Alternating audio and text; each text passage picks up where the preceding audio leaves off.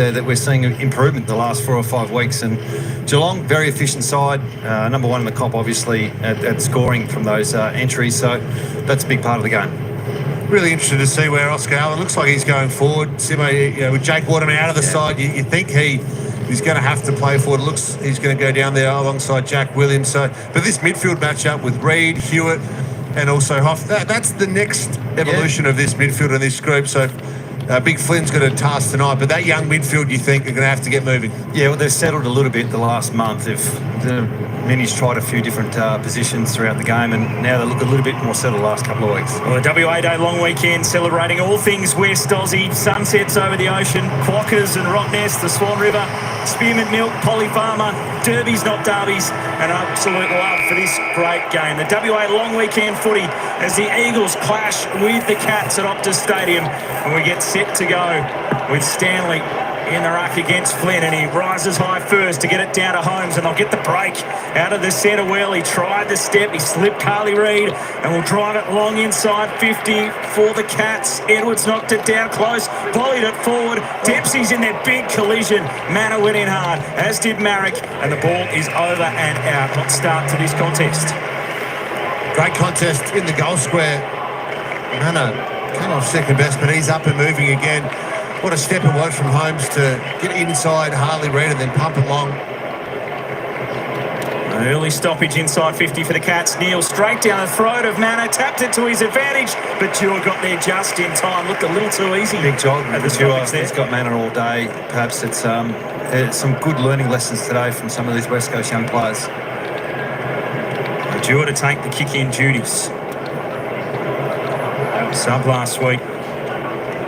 Started the season really well, looking to get back to his best form, and the kick intercepted by O'Sullivan back into the side. And now they find Holmes controlling the footy. Geelong. Has he got the distance? He's pretty confident at the moment, Simo. Yeah, it looks like he's traditionally they look for a short, one more mark inside 50, but he looks pretty confident going for this one. And Max Holmes, can kick great goals on the run from the set shot. He absolutely launches it, and it goes close to the line. They compete, stays in play. Dewar will give it to Baker. They didn't rush it through there, the Eagles, and then Duggan out of the fence. Missed Hutchinson to Koning. Short ball, Bailey Smith bobs up. That's just two costly errors coming out of your back half. That's why it's so important. Well, they might be doing a score review. We'll get a look at this in a moment, but so important to get the ball in your front half. It makes it impossible at times to get it out of there, as this one is reviewed. It's Marek's head in the head. Was he behind the line when that happened? Was it touched on the way through? It's the second time that's happened this weekend, where there's been a good 10-15 seconds in play and then a call back for a review process. Decent old Falcon there too. And the freeze frame just for good measure to show where it impacted.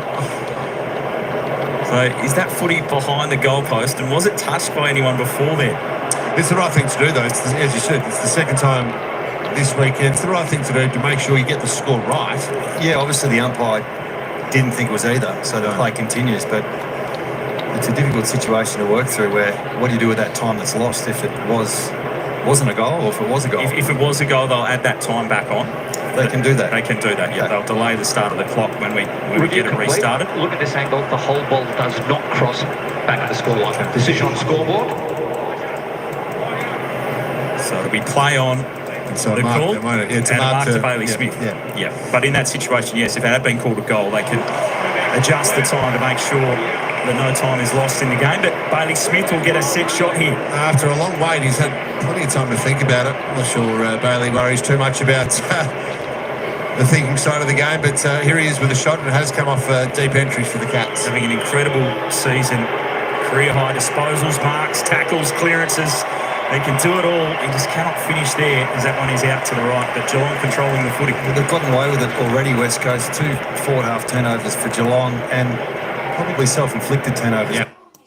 Yeah, it just goes to show, doesn't it? If you get it deep enough and then you put enough pressure on, vulnerable the Eagles. Here you go. This is what it looks like. Don't get it in your best ball user's hands. Footy is with Jaden Hunt. He'll be held up. when you have these kick-ins, sometimes a stoppage is a good thing. You know, get it towards the boundary line, get yourself to reset, get it out of your D50. Flynn and Stanley again. Stanley smashes it away. And then after it, against Jaden Hunt. And if to be any chance today, they're going to have to be pretty good in this area. They've got better. West Coast has had a poor start to the seasons around the clearances, but a little bit better last few weeks. They've been 7th for pressure over the last 6 weeks in the competition, the Eagles. Somewhat an area that they've actually really lifted in recent weeks. The Cats, a different opponent though. Stengle, Smith, left it short. Now Reid wants to give some drive to West Coast. The kick over the head though of De Koning, who couldn't mark, and the Cats can just control up the boundary line. They work it pretty well through O'Connor to Stengle, and the ball use there extremely good from the Cats. And a 50-metre penalty. Yeah, so Stengle was obviously movement on the mark. Stengle was half forward. He Bailey Smith and Atkins were actually at that last stoppage. Atkins is going hard with Reid, Harley Reid in around, it's a short 50. Stengle to the 50, rolling around behind. Smith wasn't able to launch. He had to go very wide and missed close. But yeah, interesting magnets that and Geelong are a bit tricky with that. Here's the 50. Let's have a look. It might have been Liam Ryan. Getting too close, was it? Getting into the protected areas, right on the limits of where that line would be as it's knocked back towards the boundary line. Hewitt just threw it on the boot. Bouncing footy. Hutchinson, it went past. Allen slipped it back through. Hutchinson out into the path of Jaden Hunt. Boundary line looms again. So it really hasn't been across halfway, maybe once for the Eagles. Geelong have set this game up very nicely in their front half, and they look pretty sharp behind the ball. Coming off a 10-day break, is it sometimes a concern about starting slowly, or is it more about feeling fresh? I think it's feeling fresh for Geelong. They're pretty experienced in this space. Off went through without it. Atkins got the footy up quickly to Manor, and he'll look back through the middle of the ground. Miers can then look inside the set of squares. Zach Guthrie is there. Brockman overcommitted, went to ground, but then laid a good tackle, but it just held a bit after Guthrie lost the footy. The Cats intent to go quickly. Holmes will feed it away. Sullivan into the pocket, and the mark will be taken by Cameron. They look sharp, don't they? The Cats haven't hit the scoreboard in terms of goals as yet, but they're just on top everywhere. Well, what you already see is how quick they are off the turnover. The offense, from defence to offense, is just automatic. There's no waiting. They immediately go. And with a young side like West Coast, sometimes that moment to defend is difficult. Jeremy Cameron been in extremely good form. 13 goals, 1 across his last 2 games. He loves snapping around the corner, and he gets the first for the Cats in the West. Like I mentioned earlier, just a great free kick there. I think it was from Brockman, and the immediate turnover turned into a play-on situation. Just while West Coast were complaining, take advantage pretty quickly, get that overlap, and you just catch out your defenders when you act that quickly off the turnover. So, yeah, much it's difficult for Jimby, who's not so far behind, was he? Look, and he's probably a decent matchup for Cameron, but going deep is probably the most vulnerable piece for Ruben's play.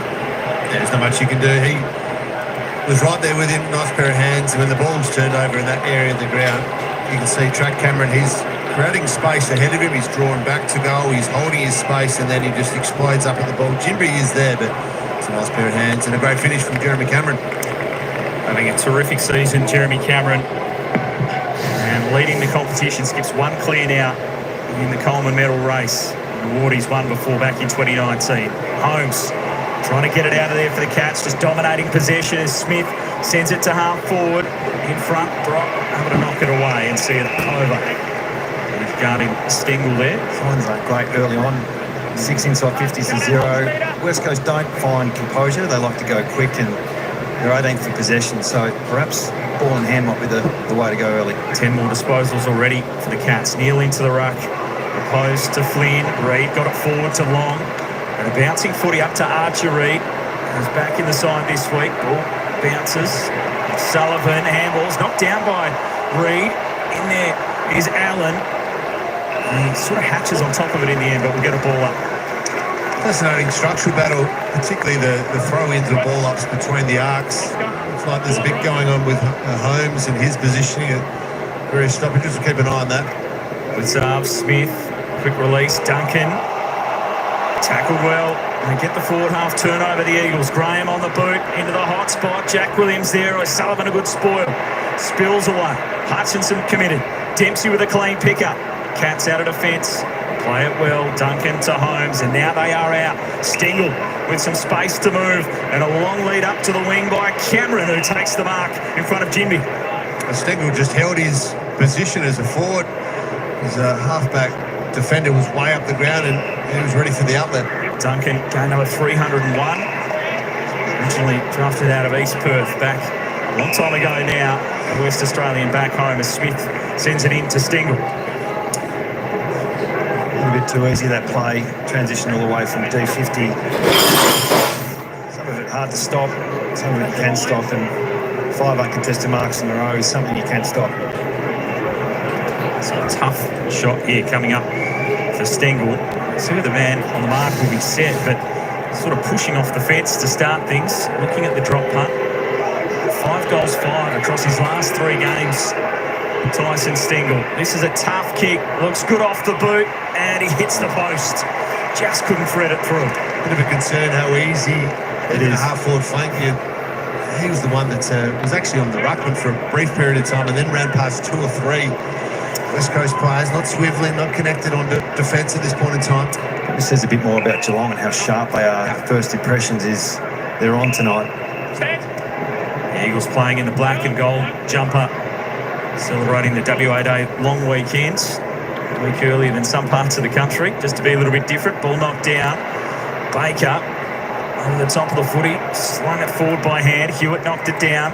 Cats had some numbers at the spill. Baker goes back in. Kelly quickly done back to Dewar. And now Flynn gets some running support from Graham. Goes with a wide kick out to Long.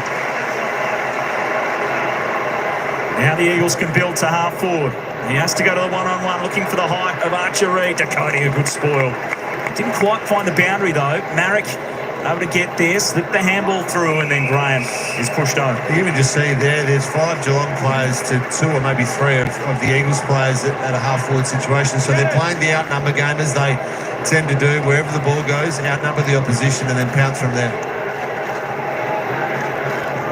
Flynn front position. Holmes went without it. Long could have been taken high. We'll get a ball up. Crowd certainly wanted it.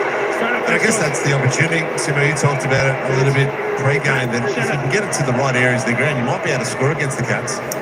Neil. Marek had a hand in there, Blitzarves as well. Hewitt fighting for it, but he did drag it back in, and he's going to be in trouble. Geelong, straight up. Straight to it, Elijah. Stand. So Duncan to take the free and see the mindset of the Cats. Every opportunity, they want to go. They want to go quickly. Holmes with a driving kick out towards Dempsey, who lost Hutchinson. Took a nice mark, and he can send the Cats towards the 50. Mullen off his hands. Just got in the road of Cameron, perhaps. Jimby's there. Kelly back for Jimby. A run and a bounce. It didn't come back to him. Atkins, a terrific tackler, leads the league. He ran him down. Eagles with numbers. Hewitt just behind Duggan, who did well to knock it forward. But O'Connor can get there first. Long played it well. And it'll be a ball up at half forward. They did well, Noah Long, because again, look at the Cats jumpers around him. There was 3 or 4. He had to at least halve that and create this stoppage and just let the Eagles reset the ground. Blitzarves contested in the ruck in the end. Duncan with a good handball up. O'Connor will go wide to the wing. It's punched away by Brock. Then Cole knocked it away from close. Graham tracking after the footy. He wanted to fumble it towards the line, but it will be insufficient intent. He's unhappy with the call. Duncan getting a bit of the footy early. O'Connor dropped the mark. Put the Cats under a touch of pressure, but Duncan will slice them up through the middle with a good kick to Guthrie. And the overlap run continues. De Koning sends it in long. This is where Cameron's dangerous in the one-on-one. Knocked it down. Dempsey there. Hutchinson just worried him out of it. And fed the handball. Duncan, Edwards, Jinby. They'll get out of defence. The Cats have got numbers. And the wall set up. Guthrie can intercept. Everything's just a panic at the moment for West Coast. Perceived pressure and real pressure. It's been a pretty hot start from Geelong's point of view, and not a lot of composure from West Coast. It really shows the power, though, of Geelong and if it's not their system, it's their talent. The one-on-ones look dangerous in every line at the moment. Tom Atkins signed a 2-year extension at the end of 2027 during the week. The kick inside 50. What a Cameron again. They pile in on top. Mullen to Cameron. Run down by Kelly. Got the kick away. Hewitt had the punch. Cole, Duggan, and they'll just dump kick it out of defence. The contest was made by Oscar Allen. It allows Kelly, and now the Eagles can try to break with some run and carry. It's long, with not much inside 50. Only had one option. He found him, but Williams couldn't take the mark. Works hard to get back. Oscar Allen recovered. He started the chain, and he snaps a great goal. The hard work up at half-back turns into a goal at the other end, and the Eagles find their first. It's great work from the Eagles skipper. The first that create this contest where Mitch Duncan has come off second best. Again, the Cats had numbers there, but because of his effort, because of his contest here on Mitch Duncan, he created the spill. And then as you can see how hard Allen actually has to work here. Look at that again. 3-on-1 inside, 450. Kick. A bit too hard, a bit too much on it, but well done by Williams to get back on it. That's a really nice finish and hard work. Does pay off if you're the skipper, given how far he had to work for that one. Well, it was a full ground transition, which, if they can do that or not, it'll be a good result. But once again, a rush kick out of side of their D50 fell in the right hands of Tim Kelly, and they have been better in this part of the game, the back half transition. They've got to get better at their clearance work, but if they can continue that type of run and spread from the back line, they're going to be in the game. Certainly enjoyed the goal. Back playing forward in recent weeks. Out of the middle, though, the Cats are killing them. And do well. Geelong to send it wide through Smith. Close, worked hard. He's able to win the footy, perhaps at his shoelaces. He got a handball through. Miers tried to shrug the tackle of Hewitt. Dropped the footy out. Handball Humphries, wide to Dempsey, looks inboard, wants an option, sends it to the hot spot. Duncan's there, Jura, a good spoil, spills to Blitzarves, now the support. Stengle with time, wants his right boot, steps back around, hooks it goalward and puts it through. Terrific finish from Stengle. What a player, what a goal from Stengle. He's looked dangerous on a couple of occasions. One in the transition from half-back, and let's have a look where he comes from. So Liam Duggan is his direct opponent. Duggan gets drawn a little bit to the ball. Good contest there. And then Stengle just keeps tracking the ball and the goal. He's only got Matt Flynn to run around, but that is a classy finish from Stengle. Well, they're already 50% efficiency in their forward 50, and if you're going to concede 60 or 70 inside 50s, it's going to be a long night. So clearances just starting to weigh in Geelong's favour. Like you said earlier, there's the structure and strategy, and then there's just the raw talent that Geelong have got compared to some of the younger players at West Coast. But at the moment, centre bounces are critical.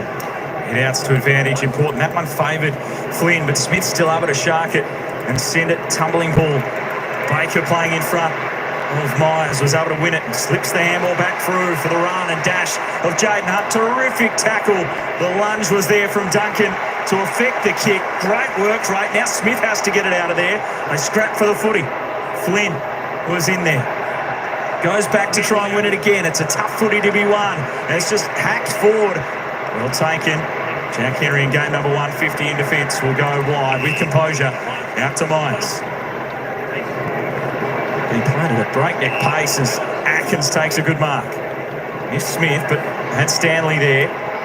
Back to Smith, steps around, controls the kick well to Manor. And this is where the Cats have looked good, where they can build and then look to the open space. Ollie Henry, bounce wasn't kind initially, tries to turn Edwards. Good tackle from the defender. And holding the ball to call. He's been good the last few weeks, Harry. He's really stepped up. Crossroads of his career in terms of key defensive positioning, but without McGovern, no Barras, really important player. Is there a knuckle on that? Ever so slight, but maybe the umpire missed that one. WA day tomorrow. Ball sent long, knocked down by Archer Reid. Duggan, fend, got his boot to it, but again, those just hat kick forwards in the end. Have a look how much they're playing on. You can just see the intent. Yeah. Mark play on. They're just going at all opportunities. The Cats. Miers with the footy, playing at a frenetic pace. Humphries back home in the West. Playing reserves waffle just a couple of seasons ago now. A mainstay for Geelong. Good work by Graham to knock it away from Manor. Hoff, Dewar, out of defence. Flynn will take the mark. Now wants to release Marek. Again, the Cats well set up down the line, but the kick was perfect to find Archer Reid. And a 50-metre penalty too. Look, that was a great kick, but if they get caught up in this slingshot game, they're going to come off second best. So they're going to take it quickly. Reid goes long. He saw the option of Williams. He caught the Cats' defence napping, took it early on the 50-metre penalty, and Jack Williams will take a set shot. Once again, that was from D50 for West Coast. And what Geelong do, they do give you an opportunity with, and that was a really good kick to hit up young Reid, but they look for those spot kicks inside 50. So the vulnerability for Geelong is it's a shallow entry and you can just rebound as quick as you can. So they can do this all night. We'll have a great game. He's kicked the 8 goals in the 6 games this season, Jack Williams, before being dropped back out of the side after round 8. From close range, he'll thread through a second for the Eagles. So he started well. Jack Williams, he's competed hard on a couple of occasions. Set that first goal up for Oscar Allen. Here's the chain from the back half. We talked about it. This is not a sustainable brand, really, if you're trying to set up all your goal-scoring opportunities from the back up. But this kick was so important because the Cats had an extra down the line. Well, they have to fight with an extra down the line if it's going to be from 250 all the time. But other parts of their game, not quite there yet, but this part of their game, the back half transition, which is not number one priority, is healthy. So, continuing to push and play their brand and try and establish the style of play is really important, but they've got to get the other parts of the game right. And it starts once again in the middle. Full zip out of there at this point in time. Geelong right on top. From the centre. Bailey Smith with the 10 disposals already in the game. Shoulder to shoulder here with Kelly. Of course, a former Cat. Feels a lifetime ago. As Brockman with a handball away into the path of Ryan. Worked out of it by O'Connor, but Kelly back onto it again. Jack Williams to Graham. Overshot the handball. Smith just hacks the footy forward. Baker onto it first. And they can reload and relaunch out to half forward. Marek waited for the footy. Duncan knocked it down well. 1 of 3, an advantage to the Cats. Stengle for Neil, who marks. Was knocked down by Jimby. Just held the Cats up a touch. Stengle will look wide, and the run and spread again. The players drifting down. They had options aplenty and find Miers inside 50. It's a dangerous game to play against Geelong when you do this, and they're pretty quick transition side. Geelong, the number 1 kick to handball ratio. They like to use their hands and shape. And Mitch Duncan was important, wasn't he? He's already had 8 disposals as well. Duncan, such an important score. 21 goals last year for Brian Miers. He hasn't hit the scoreboard so much this season. Just the 2 coming into tonight. That kicking style as he arcs out to work it back. Supreme skill off the shoe by Brian Miers, and of all ages, they're celebrating in the crowd. Well, we've talked about it a fair bit, but if you're going to play with fire, sometimes you're going to get burned, and this is what happens when you're playing a fast, frenetic game. Stengle's just having a field day out there. No one wants to defend him from a West Coast perspective. He's getting up the ground, delivering it so well inside 450. Already hit the scoreboard himself as well, but that's just too much room to give to a classy half forward, because then he can do that, spot up Brian Miers, and he goes back and finishes off the work. All on the same page, aren't they, though? They've all got their roles. Half forwards get up high and rip back and re-engage the forward line, and they do it all day. Cats playing to put pressure on those teams in the top 4, depending on the result tonight. They could perhaps move up into that position as Ryan out of the middle. The Eagles get a break from the centre square. Reid gets it wide. Brockman was just wide of him. Still time to gather. Pass to the pocket was a poor one. Missed Jack Williams. Jack Henry able to take it. Just didn't quite get that connection, did they? The ball could only go to that spot. And a terrific mark by O'Sullivan. This is a good acquisition, this kid. Can play anywhere. Got all the attributes. The game of the season was the one he missed last week when he was managed. Rising Star nomination earlier on this season. Stewart up the line. Awkward landing for Blitzarves. Marek lost it. Holmes can go inside 50 again. They just want to go with speed. Good purchase on the kick, but it's off target and a behind. Harry Edwards picks himself up. A big contest here on the wing. Both players okay. So both landing a touch awkwardly as Jimby slips awkwardly, and then he got the handball through, put Brock under pressure. Cole, Humphrey's got him, terrific pressure. Geelong must have just got a handball out. Smith's in there, Jimby too, and the footy will be locked up. Some fundamentals.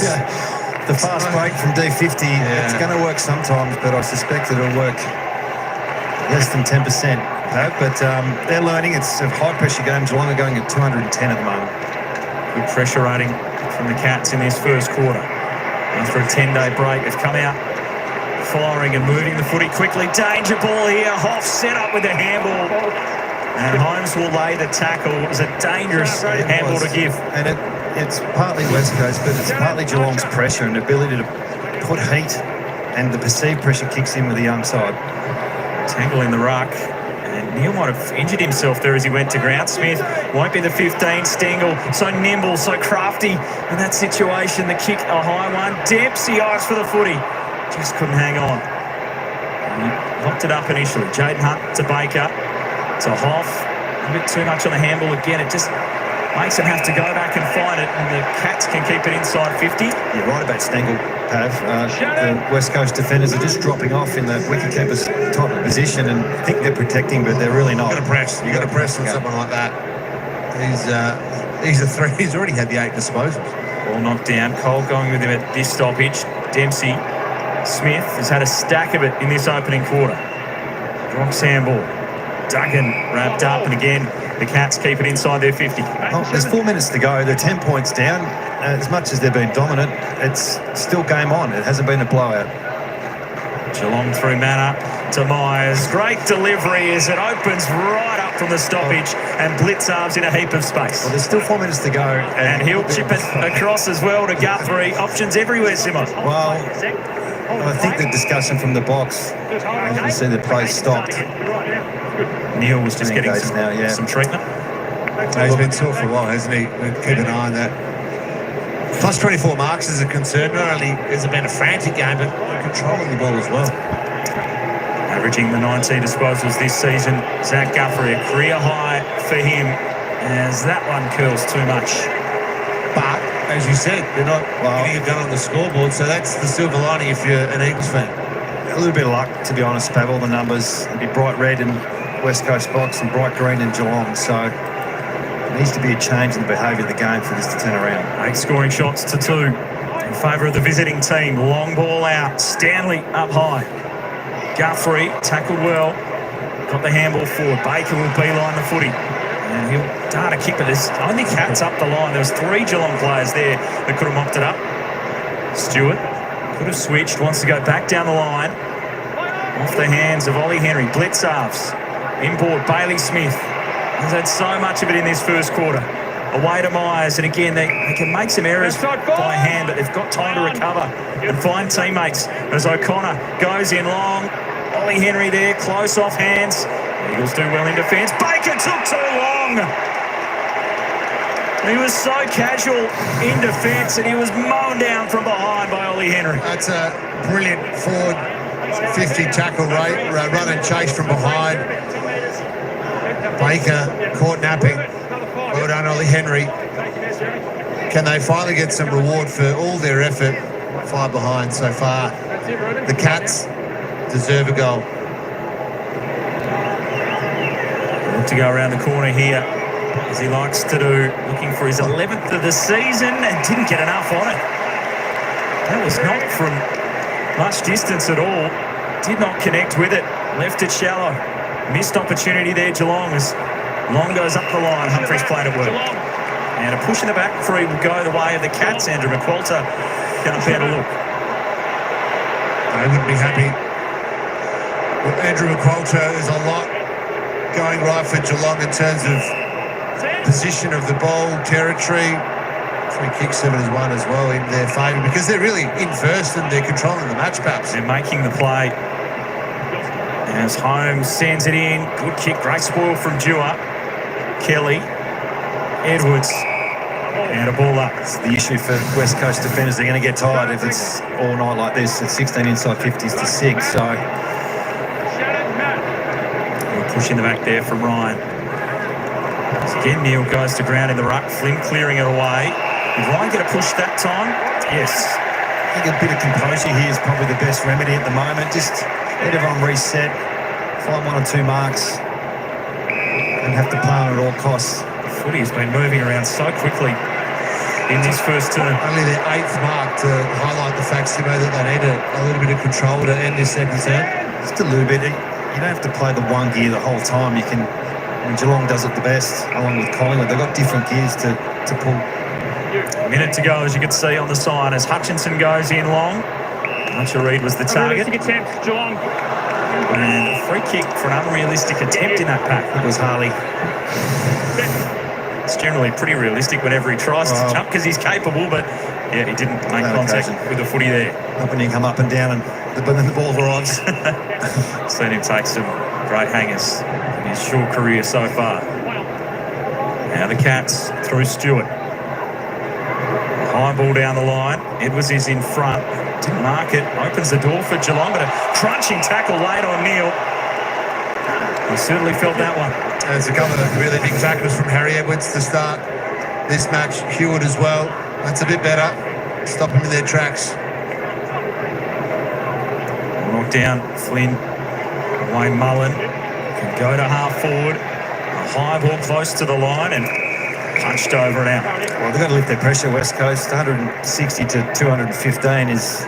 That's a massive difference. It's a big differential, and there's plenty of opportunity that Geelong are playing on at all costs. So got to keep pressing the game and try and get turnovers closer in their half. It's an area the Eagles have been much better in the last 6 weeks. 6th in the comp for pressure rating. They're down in this first term, not allowed to really. The way the Cats have played, they've moved the ball so quickly. Smith sends it in again. Late chance here. Close off hands. Seconds tick down. Stengle away. Miers kicks. And he ices the goal right as the siren. A buzzer beater for the Cats to end a very productive first quarter. Miers with 2 goals for the season before tonight. He's got 2 in the first term, and the Cats jump out to a 17-point lead at the first change. Frenetic footy in the West in the first quarter. We'll be back with the analysis and the second quarter next, but there's plenty of sport coming up. Of course, the FIFA Club World Cup. 32 of the best clubs from across the globe, all vying to be crowned the first official FIFA Club World Champions. All right, folks, here we go. Quarter time here at Optus Stadium. The Cats doing it well, 4-5-29, leading the Eagles. 2 straight goals, 12. Tell you what, it's actually a pretty good game here. I like the way... I actually don't mind the way the Eagles are going. They're trying to move the ball on fast. To me, it looks like they're putting reasonably good pressure on when they can. But the Cats just seem to move the ball from the defensive 50 down the forward line. Really good. And that way, you know, Cameron, I like Cameron when he's plays up the ground a little bit. I think that opens up the Geelong forward line a bit. They tend to just target Cameron all too often when he's down forward. So that way, I like it when he drifts up a little bit and he gets into the game like he has been the past couple of weeks. He's been instrumental. He's been absolutely fantastic here. Let's just say g'day to a few people in the chat. Lorenzo, how you going? Adrian Sports Channel. Good luck with the West Coast Eagles on your $5 there. Annihilator, welcome in. Rawan Kaka, how you doing? Welcome. Daryl Bull said g'day, shouty. Hey Paul, what's going on at your favourite local restaurant? Sounds good. Enjoy it there, as I know you will. Tainoi, how you going? Welcome in. Joey, g'day. Pass away Natine. The manager's in the house. How you doing, Ducky Dritz? How you doing? Welcome back for another game. Go Eagles! Meat beater. Go Eagles as well.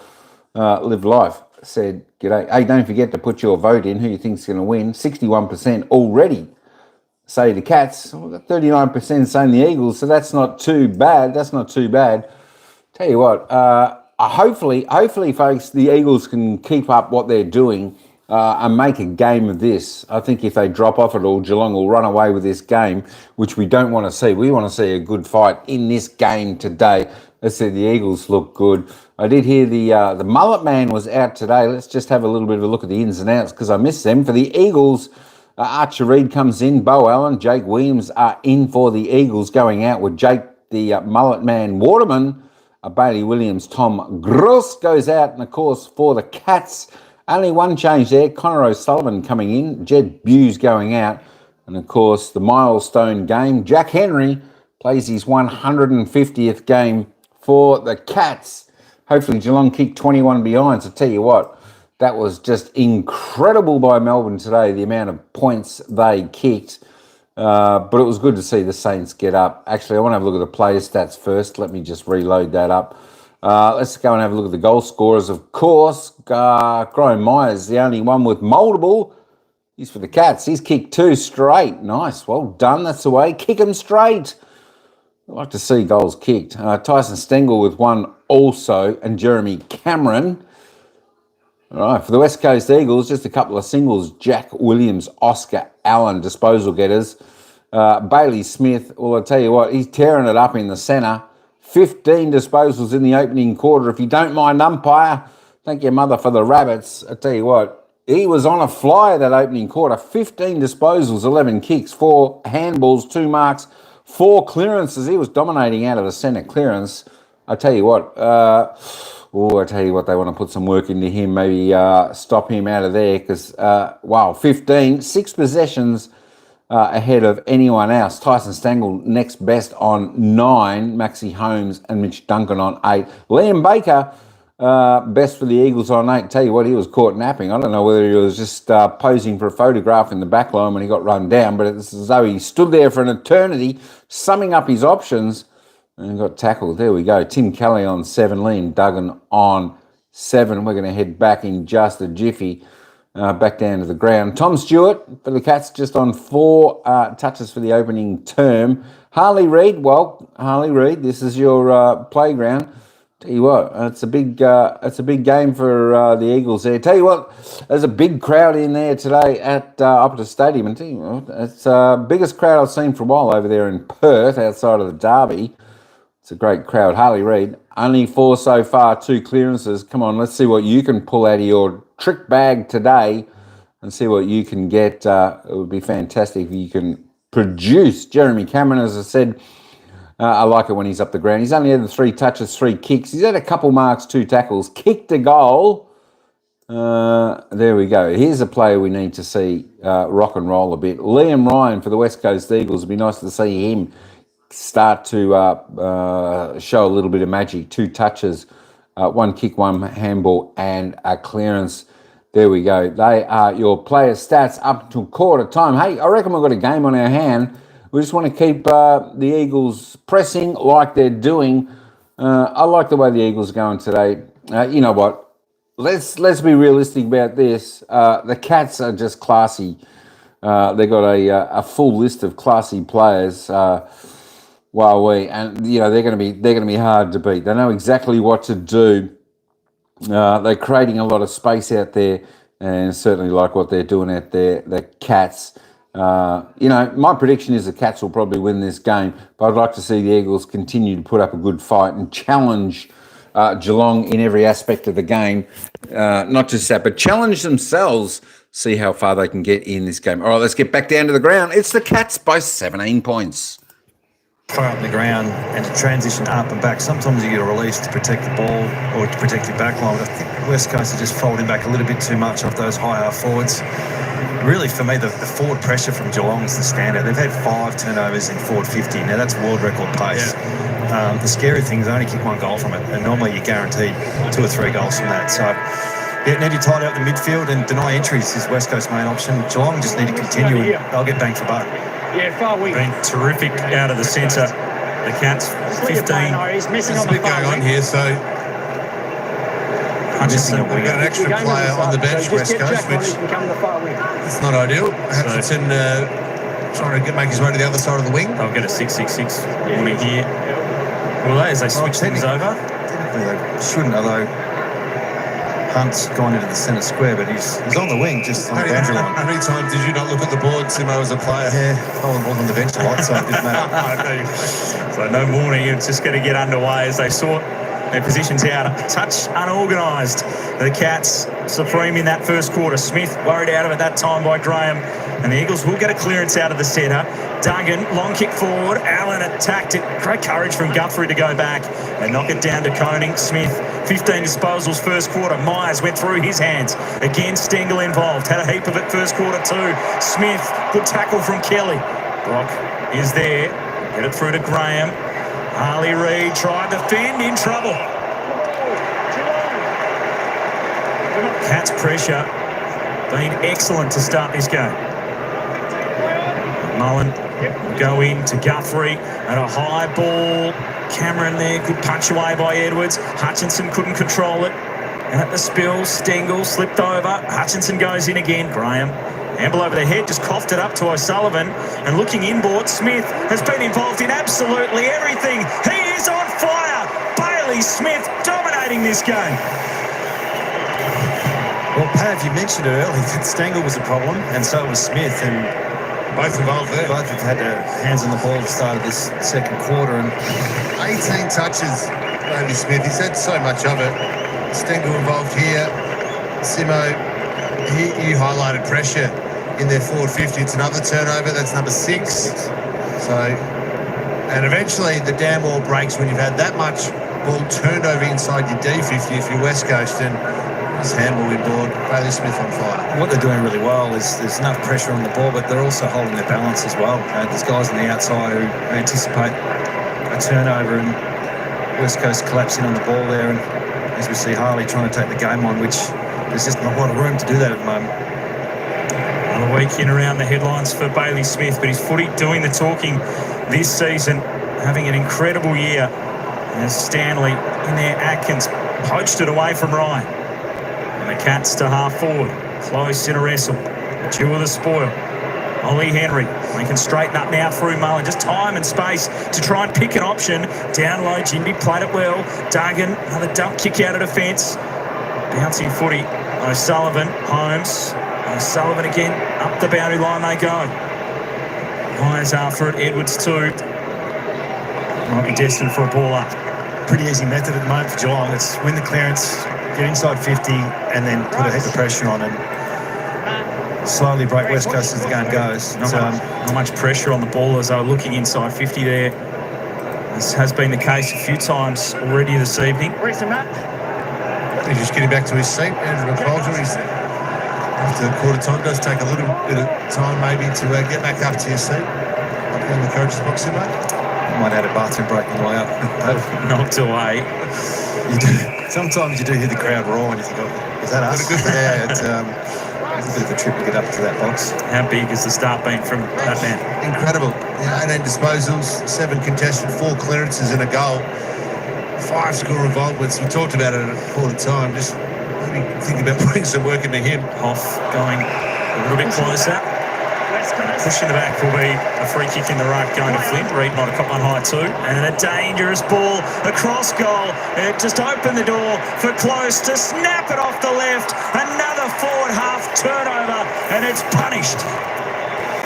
Well, perhaps it's not a forward half turn, it's a forward 50 turnover. And finding composure in your D50 is really important, but the pressure they're putting on is just extreme. As I think Bailey Smith is now getting run with by Hoff, but this is just really good team defence, and this is not talent. This is just good system. Dare you to kick it, dare you to switch it.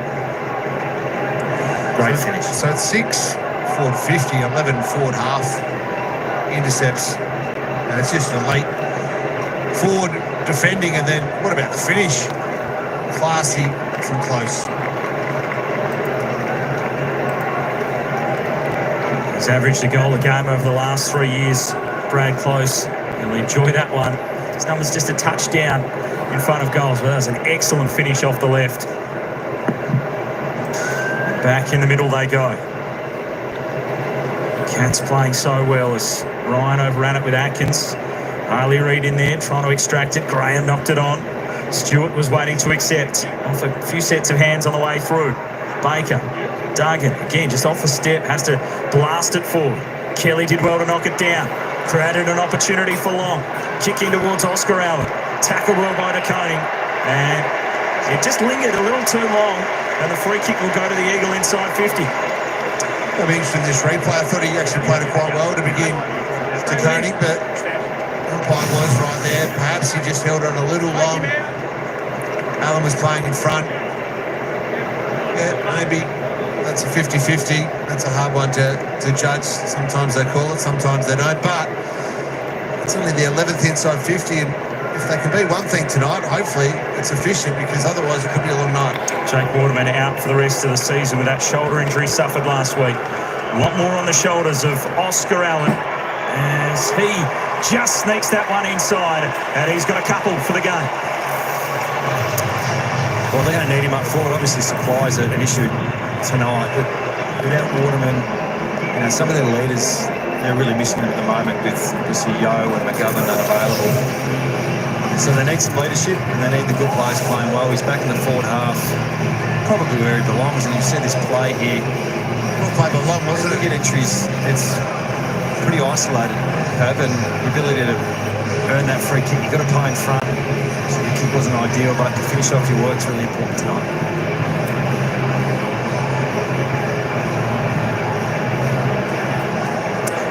It looks like in the centre.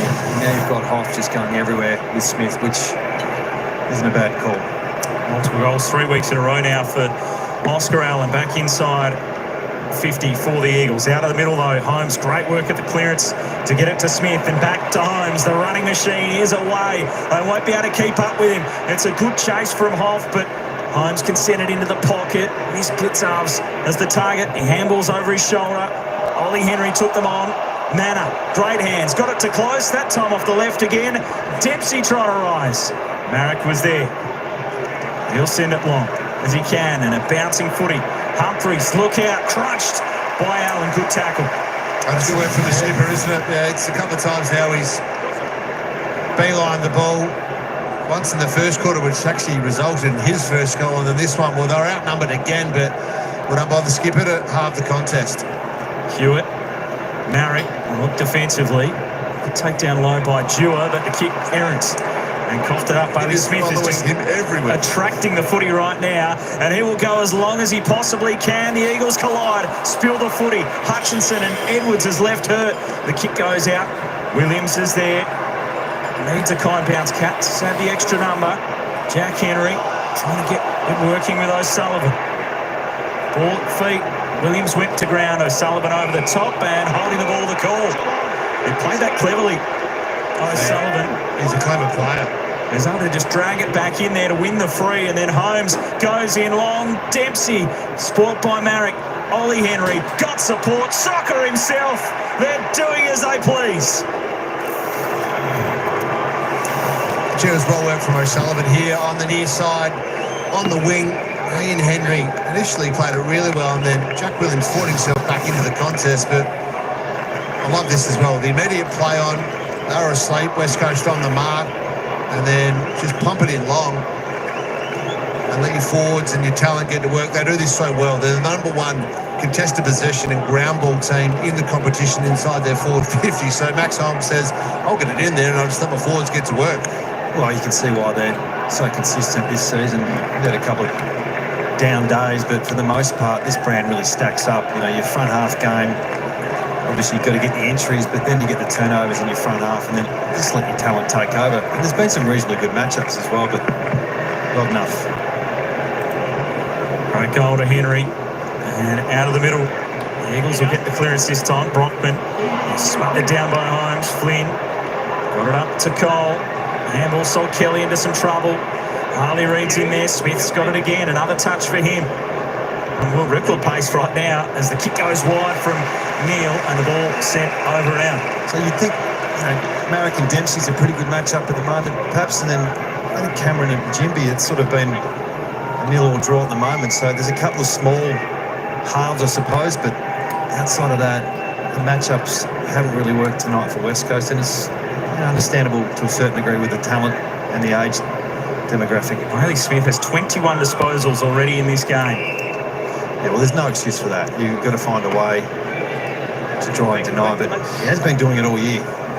21 and a quarter and a bit, though. That is off the charts. It's clearly getting some more attention now from Hoff at the stoppages. You ever have 21 second term? I'm sure you did at some point. Floating around half back line, a few cheapies, but he's doing it the hard way, isn't he? He's honest as you can get. He's a transition player. He's in there fighting for it. That'll be another touch with a little soccer forward. Cole in there. Hoff, handball. Hewitt just able to get through, but he missed Flynn. Brockman to Cole. The Eagles will go inside 50. The delivery. Williams too much on the kick. Spills out to De Koning. Slipped over. Well taken, Jack Henry. O'Sullivan now. Out of defence they go. Long ball. Contest. Knocked down. Dempsey tried to get it clear. Edwards. Cole. And Blitzarm's right there for company. Now Brockman to Graham. High kick in. Cats have the extra numbers. Archery spilt it. Allowed Oscar Allen to get it. Flicked it over the top. They halved the contest and they won that little battle as Long kicks the goal. Actually looked pretty dangerous. Yeah. Goes inside 50. Oscar's really standing up and he was a big part of that goal. And a repeat entry probably for the first time tonight. We saw some forward half presence from West Coast and overcooking the handball and just getting in there. They're fighting 2v1. It's good competition, isn't it? Yeah, really good. And contested ball from Oscar and Young Long finishes off good work. So 4 goals from 13 entries. It's highlighted. Let's have a look where he comes from. Oscar Allen, well done.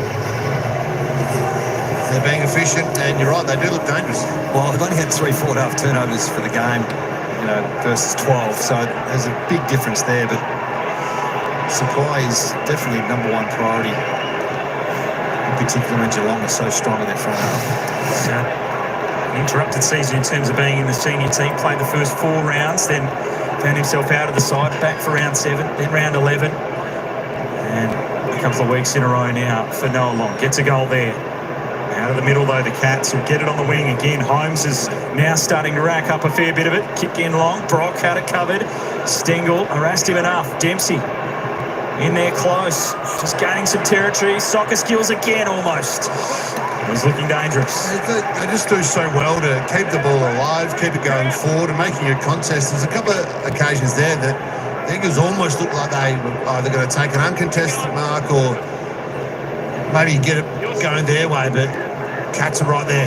Dewar with a long kick out, just punched away and over and out of play. Shannon, Archer. In fact, the clearance battle, it's been interesting, hasn't it? So they've scored well from clearance. Yeah, 3 goals but, too, the Cats. Yeah, but it's actually pretty even around the ground. Archer Reid in the ruck. Hewitt controlled it well down low. Kicked through the contest. Jack Henry knocked it down. Ryan onto it quickly. Back to Hewitt, who pressed on. And the delivery on a platter. Oscar Allen. And when you can get a clearance from half back like that, you do have an open forward line. So they do look dangerous. Oscar Allen having his best quarter a bit for the year. Andrew McColt has just come down to coach from the bench. That old chestnut. It's working, isn't it? You try and mix it up a little bit, and sometimes when there's that much pressure, you want to get down and talk to some of the younger players and just try and settle some things down. But in the last 5 minutes, it's been a break-even game. It looked like the Cats were about to completely blow the game open. The margin before this kick, just 24. As Oscar Allen shoots on his 3rd. Again, he's going very close to the woodwork on either side, but he sneaks it home, and the margin back to 18. West Coast supporters have missed that over the years. Last couple of years in particular have been a real challenge for Oscar with his body in particular, and obviously the delivery and supply has been limited for a number of years now. And It's good running from he's got Hewitt. really good craft. Yeah, Hewitt, distributor. Yeah, Atkins just fell asleep for a moment, didn't he? And Hewitt just kept running. It's a nice kick as well. And one of the skills you guys bring is you point and go at the back, and then you lean back up into the ball, and it seems to put off defenders most times. Yeah, absolutely. You can see it here. Particularly when the defender is heading back with you. If you can come back up with the ball like that, it makes it really hard to defend.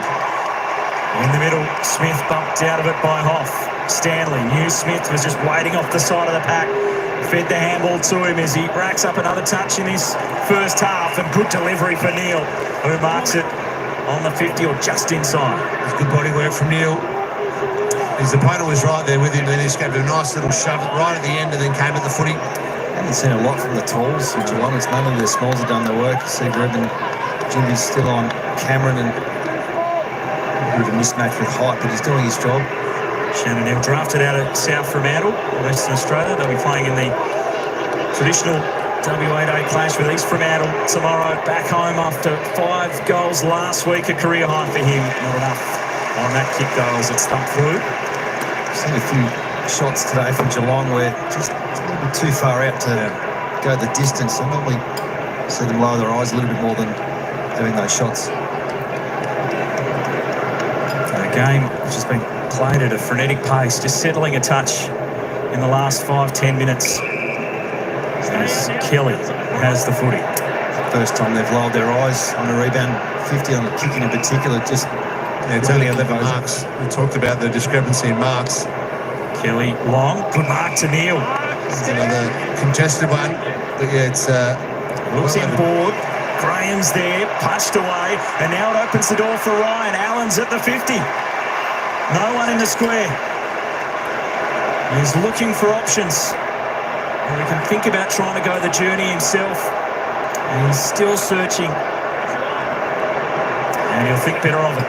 Oh, he's another one, a bit like Neil, just that range where his best kick might get there, Pav, and can you find one more just across the arc? Or for average about 30% from just beyond 50, I think it is. So yeah, was he better placed to find the pass? See if he can prove us wrong. He had goals for the season before tonight. He's already got 3 in the game. Close to the player on the mark. He launches it as long and as strong as he can, and it's touched just before the line by Jack Henry. Yeah, 1 and 3, you'd probably like a bit better opportunity, but anyway, here go the Cats. And Holmes is away again. Run and a couple of bounces, a third. No one going at him, so he can drive it to half forward. Ollie Henry best position, but Edwards got across with a good punch away. Really good defence there. Only having a set shot, it is an opportunity to set up defensively as we see this kick. No review on that. Should come back into play. It actually, should have been play on, perhaps. Didn't look like it crossed the line. Confusing. Perhaps what do they stop the play now and go that far back? I guess they do, don't they? They probably could have. Yeah, I'm not sure. It's the next stoppage in play where they could take it back, but the umpire thought at the time it was clearly over the line. Haven't seen this too often tonight, have we?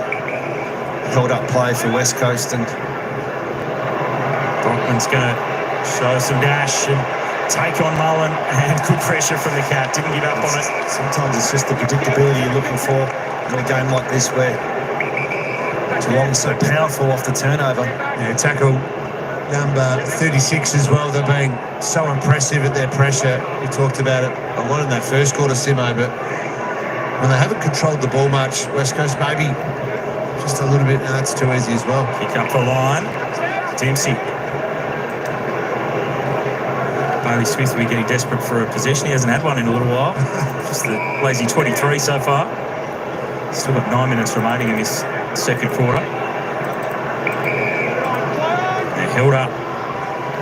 One of the rare times so far this evening. They have to go to the contest. Cameron in front. Edwards a spoil. Jaden Hunt handball to Cole, to Graham. Now to Brock is going to show some dash and feed it through to Harley Reid. With a run and a bounce, the defender pushed on. Brock back to Reid, building to the 50, wants to let it fly into the pocket. Allen almost one hand. Cats defence do well. O'Sullivan too much though. Reid continued, followed up his work and snaps a goal.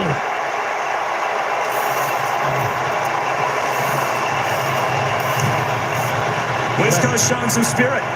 They are, and that's what they've come to see, haven't they? The show that he can put on. A reasonably quiet performance so far from Harley, but when he turns it on, he can turn a game. So the other one is Oscar's second quarter. He's having probably one of the best quarters in the last couple of years, and just to put enough pressure on this marking contest, which he almost took.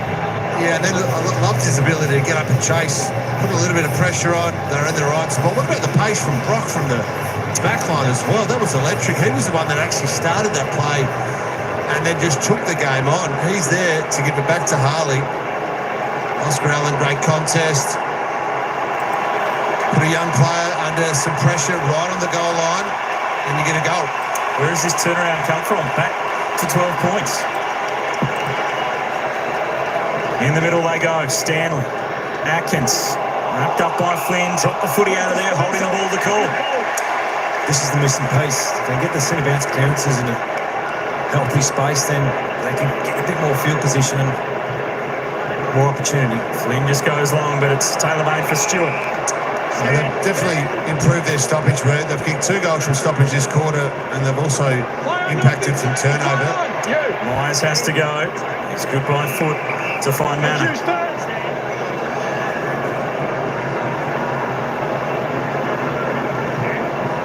Cats not able to transfer the footy quite as easily. And that mark from Duncan will get it across to Humphreys. Long ball to Neal. Top of the square. They just got it out the back. And Shannon Neal will have the set shot from close range. Well, this is a mature side. And yeah, we can take you on with transition and turnover to turnover. We can also spot kick our way through. And they just took the sting off that particular play and kicked their way around. And Got a bad kick on the left from 50 out, is it? It was a great kick. Efficiency inside 50 is a real strength of theirs. So Neal kicked 33 back in 2020 out of the West. He gave that one a bit, but he's kicked it from close range and sort of needed it a little. The Cats get a steady up, back out by 18. And Shannon Neal just taking that mark, but it was the mark from Duncan and the play on that allowed them to go. Yeah, and then just look at this kick. Any longer arc on that, and Harry Edwards actually gets back there. He had to penetrate quickly. He has been talking to the doctor quite a bit about the ankle perhaps. Of course, grew up playing for Western Australia in the black and gold colours, Shannon Neal. That's from the WA Under-18s All-Stars game back in 2020. I'm sure both of the WA clubs would have been interested in trying to secure his services, but signed a contract extension at the Cats through till 2028 earlier this season. He's an athlete, isn't he? Runs well. Big presence up forward. Back in the middle. Mullen couldn't get past Hewitt. Good pressure from the Eagles. All knocked down. Graham was desperate for it. Hutchinson an important touch. Kelly a good handball. Reid having an impact in this second term. Now Graham. Wide. Ryan. And Stewart can see it over. Frustration there from Liam Ryan. He's having a good season. And Stewart back there just controlling things in defence as he so often does. Yeah, the clearances we talked about at 9-5. Much better from West Coast this quarter. From this stoppage, it'll be the Cats. Holmes. Tumbling ball. Flynn. Couldn't quite trap it. Did it come off the hand or the shin? Off the hand. And it will be a boundary throw. And importantly, you can get clearances, but it's can you score from clearances, and they have this quarter. So 3 goals for to Geelong, 2 goals straight to West Coast for the game. They've been much better defensively as well in this second term. Flynn got it down. Reid went to ground. Fight for Reid. Did well to get a handball to Flynn, to Baker. Inside 50. Ryan went to ground. Archer Reid. It opens up again. Kelly looking for his first goal of the season. The Eagles playing well in this second quarter. We spoke about stoppages, Pav, and from a structure point of view, they've played 6 forwards ahead of the play and pulled them back a little bit, which is pretty brave when you're not a great stoppage side. So it means when you get entries, you get isolation. And as much as Stewart dropped off there, opportunity for Tim Kelly, who's playing in a half-forward role, as you see, it's a 6-on-6 situation. That's the space you talk about. It's good 15-20 metres between the stoppage and that first line of forwards. And this is where Tim cut his teeth. He cut his teeth at Geelong playing this role. He couldn't get a role in the midfield and knows how to read the play in the front half. He just needs supply to work around. And interesting move, playing 6 forwards ahead of the play and trying to keep Geelong's back line accountable. And about a goal a game at least during his time at the Cats in those 2 seasons. He kicked 6 behinds to that point through 2025. That's his first of this year. Back in the middle, Flynn, Harley Reid. Clearance is starting to go the Eagles' way in the match. Reid got it forward. The intent is there. Graham. Hewitt was involved. Running over the top of it was Kelly. The pressure's still there. Dempsey, O'Connor. Unsure now where to go. The Cats in defence. Bumped off his kick. Back through the middle. Jinby attacked it. Had Baker in support. He goes long. A wobbly old kick though it was to the square, and Jack Henry could intercept, but starting to cause some headaches for the Geelong defence. Chris Scott, they had a lot of goals kicked against them last week against the Bulldogs, and he said pre-game, well, we weren't too happy defensively. Well, they've already had 7 kicked against them so far, so they would have gone to school and work this week on their defensive style of game, but they are being opened up. Yeah, with 7 goals won too, so I suppose the bonus is it's 8 shots, Pat, but you're right, it's the efficiency at the moment, especially the second quarter. Precision kick from Miers again, just open this up for Holmes after he got it from close, but Brock with the intercept. What he doesn't want is a shootout. And to chase that top 4 position is a really important game tonight. A, to get a win, B, maybe to get percentage. Through Hutchinson, out into the path of Jimby. I want to get back onto that left boot, and he controls it for Cole. Runners inboard. They build again on the wing. Baker in short. Archer Reid presents. Open forward line. Options are plenty. Hewitt takes the mark. He's got 2 men on in the goal square. And he'll go back and take the set shot. Didn't see him. You've done that a few times in your professional career where it's, I'm just going to have a shot here, and Pressure goes on, making sure he kicks it. Let's have a look at Oscar Allen. If he turns now, you can see Oscar, but he doesn't turn, so pressure goes on Elijah now. Well, it was probably the delivery. That option was on deep as opposed to the short kick, but the game is changing, as we said. West Coast and the crowd's now involved. The Eagles have been sparked. He had an option. Hewitt has to take the responsibility to kick the goal. He couldn't do so.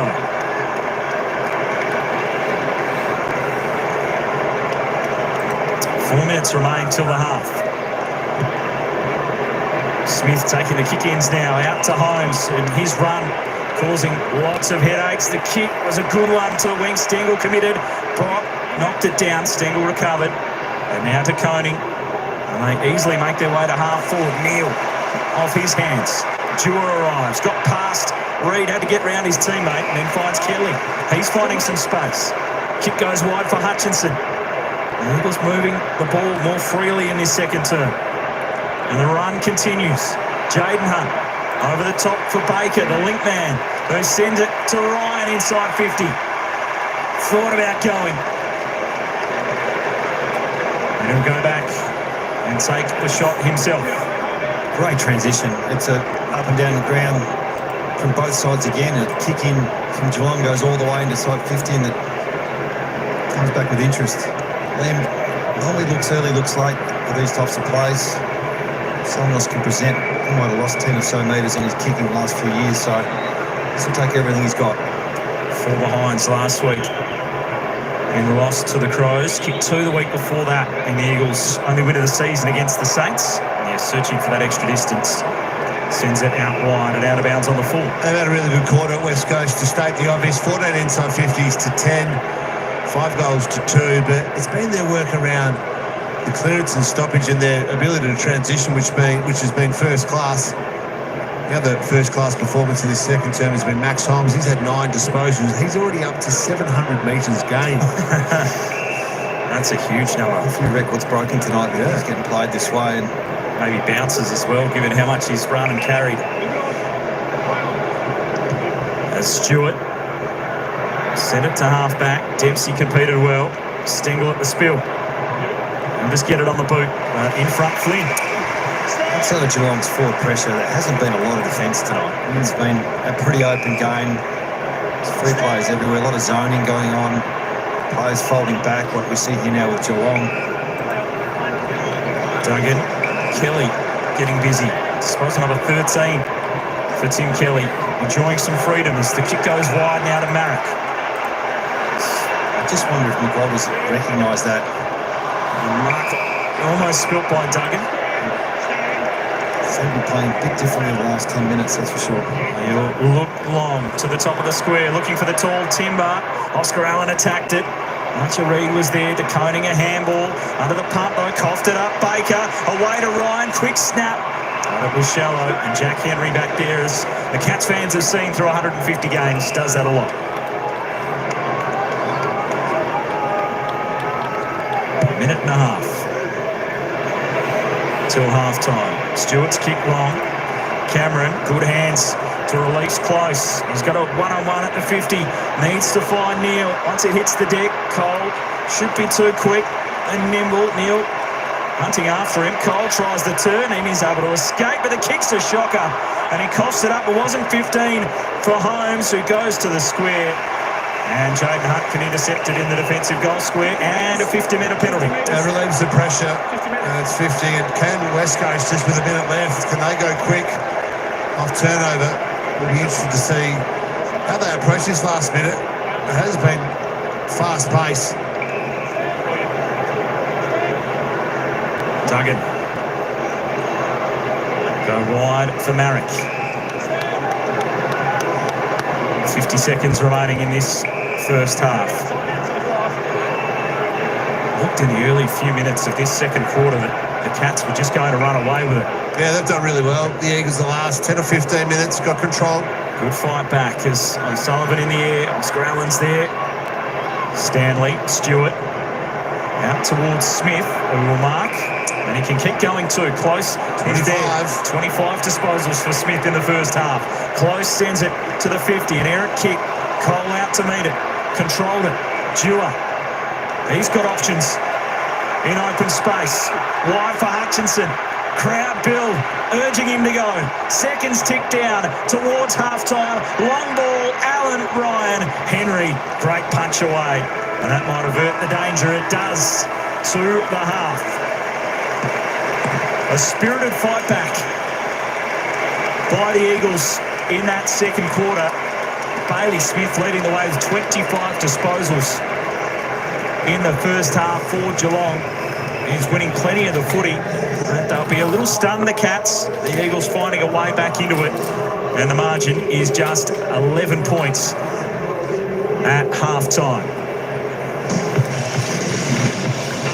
Of course, Monday night's AFL 360 from 6:30pm Eastern.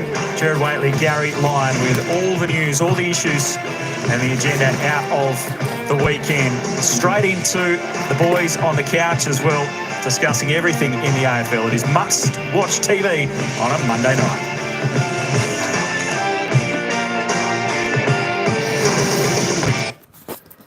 All right, folks, there we go. I tell you what, half-time. I tell you what, the Eagles were coming. The Eagles were coming, and they still are coming. I tell you what, we're in for a cracking second half. Whew, I tell you what, they lifted like I haven't seen the Eagles lift before in quite some time. They are still playing a fast-paced game, a little bit like the Cats. It's a quick game, this one tonight, and of course, Eagles withstanding all the pressure from the Cats, what they're throwing at them, and it was actually the Eagles putting the pressure back on the Cats, which were doing all the scoring, as you can see. Eagles kicking 3 of the last 4 goals. 1, 2, 3, 4. Well, 4 of the last 5 goals, which is absolutely fantastic. Damn, I wish my multi was alive. I tell you what, it's one of those things, Eddie. It's one of those things when you think your other team, Melbourne, was going to win.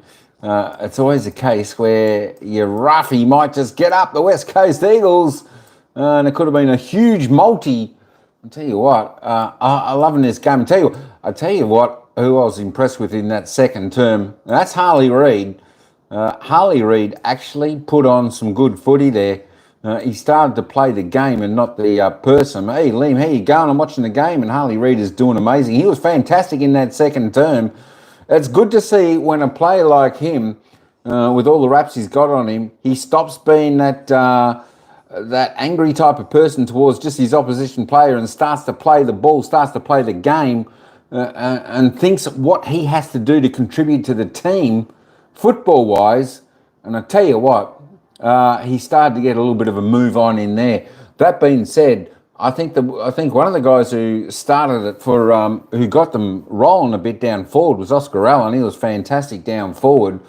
Just a couple of his acts there were brilliant. But that being said, also, you haven't seen him play yet. He's interesting to watch. Look, he's got huge raps on him. And from what I've seen, like in recent games and all this time, he hasn't done a great deal. He just used to get angry and throw the opposition around and that type of stuff. But tonight he's actually Well, he's playing in front of a big crowd there, over there in Perth, in Optus Stadium, and of course coming up against Geelong, a quality opposition. He's actually put his head down, his bum up, and he's actually starting to play his game. Maybe he's taken a leaf out of the Geelong player. What's his name? Bailey. Let's go and have a look at the goal scorers. Oscar Allen, there we go. Oscar Allen topping the table with 3 there for the West Coast Eagles, topping the table for all of them. You saw clips on him that put him in a negative light. Exactly, and that's what I've seen in future from him. But tonight, it's a different Harley Reid. He's certainly wanting to play the ball and playing the game well. So he's showcasing a little bit of his skill out there tonight.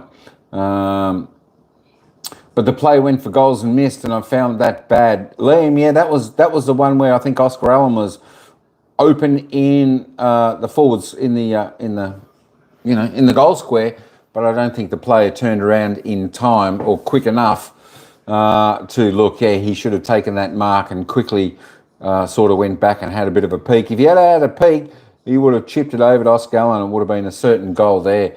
But he's got 3, Oscar Allen. He's doing fantastic there. For the Eagles. Jack Williams got 1. Harley Reid's bobbed up with a great goal. Noah Long, Tim Kelly bobs up for his first goal of the season. Well done, Tim. Here's another player who is a pretty good player, but I tell you what, he's been down on form. Goal scorers for Geelong. Miers has got 2. Stengle, Smith, Neil, Henry, Close, and Jeremy Cameron Jezza has got singles. We'll come back and have a look at the disposal getters in just a minute, folks. Let's just head back to the commentators. They'll give us a little bit of their thoughts on the opening half. The crowd really came into this game as well, and it's a little bit hard to believe it's only 11 points considering the Cats are really dominant for a quarter and a half. Quarter and a half, exactly right, but that's not enough, is it? And West Coast, absolutely, Simo got back in the game. It started, I think, in around the clearance, and their defensive pressure was up, and then they were able to really score efficiently inside 50. What kept them in the game was Geelong inaccuracy in the first quarter and a half, and then West Coast back half transition looked really sharp, but the rest of the game was terrible. So the rest of the game caught up a little bit in the second quarter. They got the clearance work going, as you mentioned, and they still continued that back half ball movement. So Geelong, bit of work to do, but I still think they go in pretty confident in the second half. Simo, how happy to see Oscar Allen back to his best in that second quarter. Yeah, really proud of him, man. Leading a really young side at the moment, and the second quarter was probably the best for the season so far. He's been thrown down back and pushed forward on occasions to work with Jake Waterman. Now he's really carrying this forward line. His ability to make a contest and get back up and reconnect with the forward line is something I've seen for years. Just haven't seen it a lot in the last 10 to 20 games. Do you think he's almost thriving off that extra responsibility with Waterman out tonight? Well, it appears so. We can only judge it by the evidence, Kath, and he has been competing hard. I think that's the first thing as a forward. Sometimes you just got to compete and put yourself in the right positions, and yes, there's been a bit of momentum with the way they've played over the past 4 or 5 weeks, so he's getting some predictability about where the ball's going. And Geelong are vulnerable if you move the ball that quickly. They are. The delivery's important too for Oscar. He's a lead-up player. He likes the ball out in front, and he's capitalised with pretty straight kicking as well. So what do you think Andrew McCall is saying right now with what he saw working in that second term and what he wants to see continue? Well, I think they got more of the game together. Now, they got their clearance work going. They got their pressure lifted in the second quarter.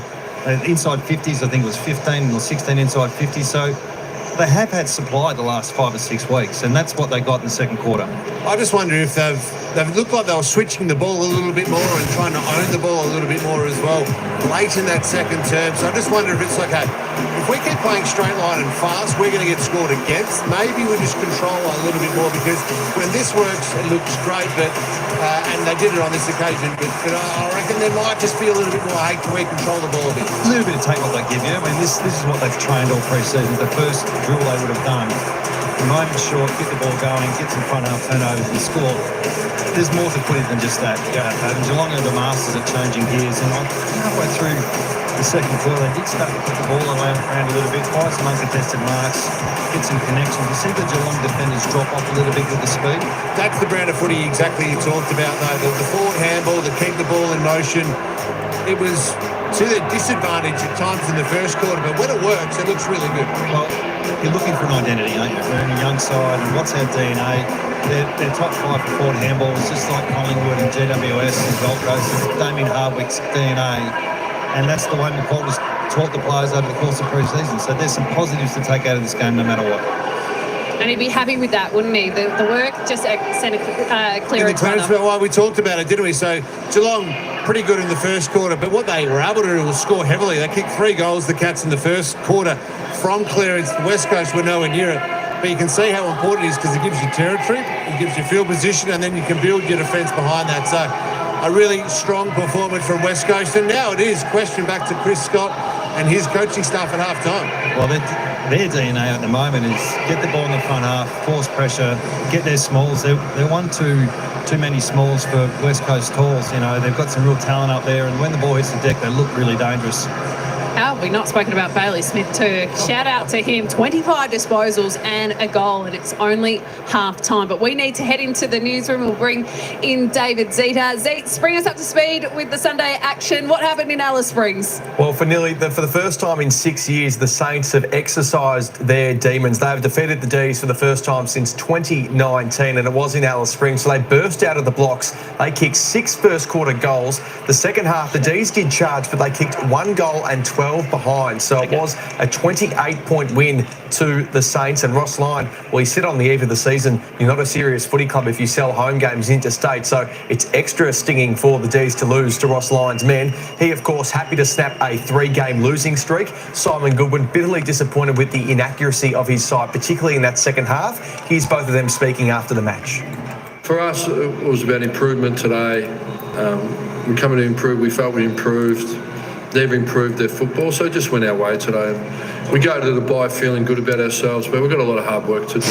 There's no doubt it is contagious, but we know that we've got to keep going. We've got to keep creating more opportunities, and we've got to start to take them. But, you know, it's contagious, it's frustrating. We understand that. And as I said, that's something we've got to keep getting better at and keep working on. It's what AFL footy demands, is that you take your opportunities and you're efficient and you maximise everything that you do well in the game. And today we weren't able to do that. I'm sure once the dust settles, there'll be a lot of excitement heading into King's birthday. Collingwood at the MCG, pretty special occasion for our footy club. We're hoping for a big crowd and performing on a big stage. Now, Aidan Johnson might not be part of that side at King's birthday because I do expect that he would receive at least a 1-match ban for an incident with the sire Wanganeen Millera. He gets him high, leaves the ground, elects to bump. Now, Wanganeen Millera did play out the match. He came off for an assessment. Medium impact would be a 1-match ban. High impact would be 2 matches. So his fate well and truly in the hands of the MRO. And Patrick Dangerfield, the Cats still expecting. They insist that he is on track to play next week. Despite his soft tissue injury, they say that this hamstring, he could be back from it next week against the Suns. So a big inclusion for them. They say Bailey Smith's playing hurt, Kath, and playing through a bit of pain, but it doesn't seem to be bothering him too much. He's absolutely starring. So everything looking up for the Cats. Surely not. I don't believe you, David Zeta. Thanks for the update. We're going to chat to Andrew McQualton next. How much would these little NAB odds kickers be loving life right now? They get to enjoy a kick on Optus Stadium. Plus, no school tomorrow. It's WA Day. Life's good for our little West Aussies.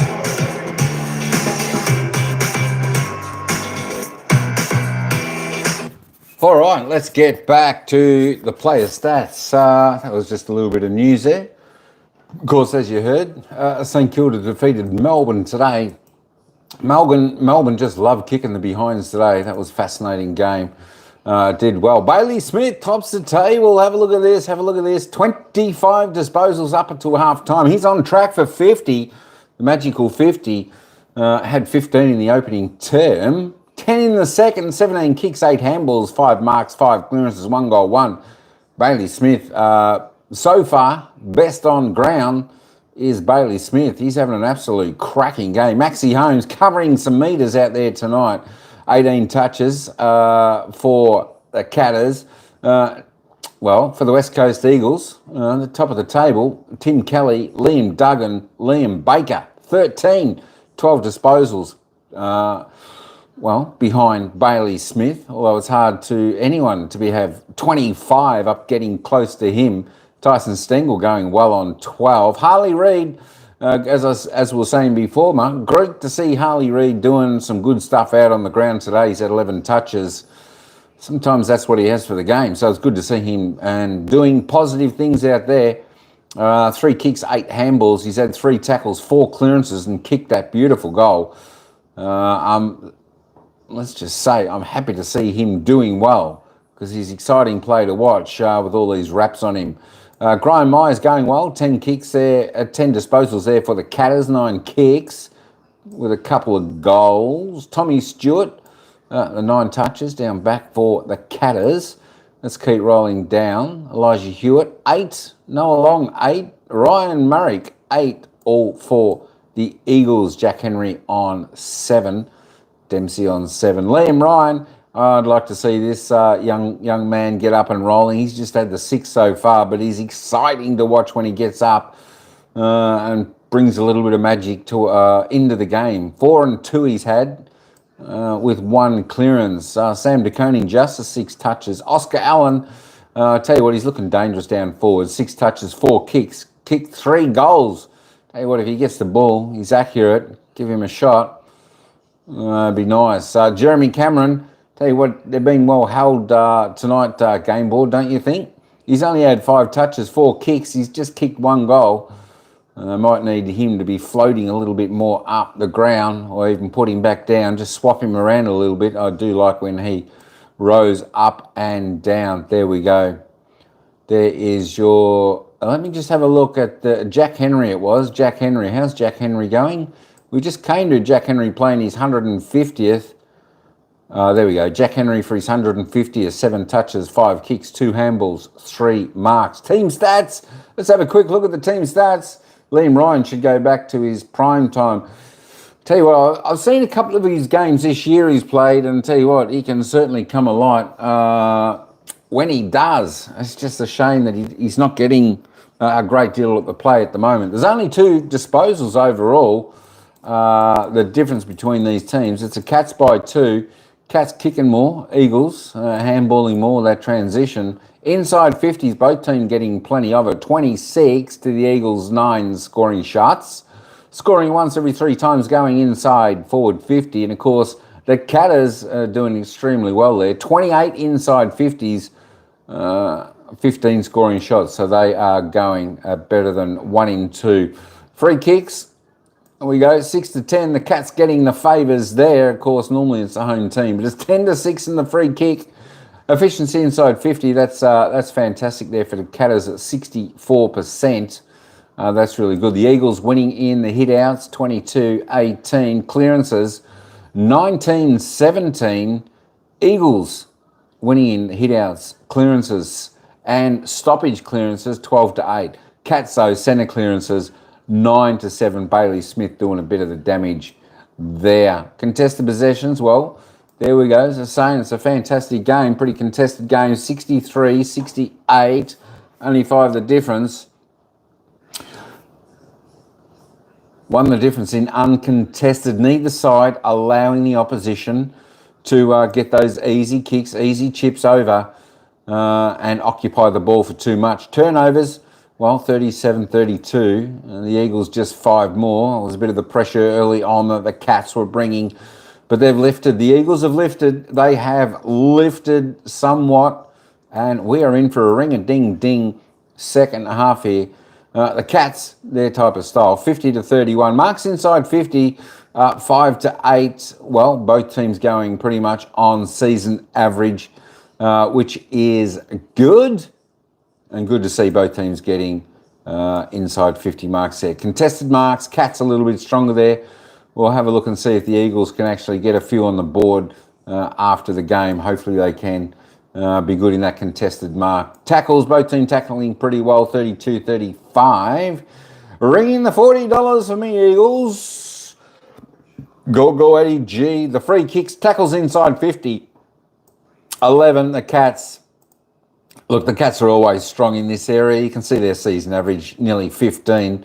They're always good, their defensive side inside their forward 50, 11-2. Free kicks, 6-10 it was, 6-10 the free kick. Let me just roll it back up. There are the free kicks there. 6 to the West Coast Eagles, 10 to the Cats. You know what, I don't mind it when there's lack of free kicks because the game can just continue to roll. It means the umpire's not paying tiggy touch free kicks. So there you go. So I like that. I do like that. Hey, let's just have a look at the live ladder. Actually, let's look at the ladder. Prior to this game, Geelong sitting 5th. If Geelong can win this, but Geelong will need to win by a decent margin. They're still 5.8% behind the Gold Coast Suns, but they'll need a win tonight to just take that edge that way, clear a game clear of the other sides vying for the top 4 position. And of course, West Coast Eagles, let me scroll that right up. West Coast Eagles sitting down there, bottom of the ladder.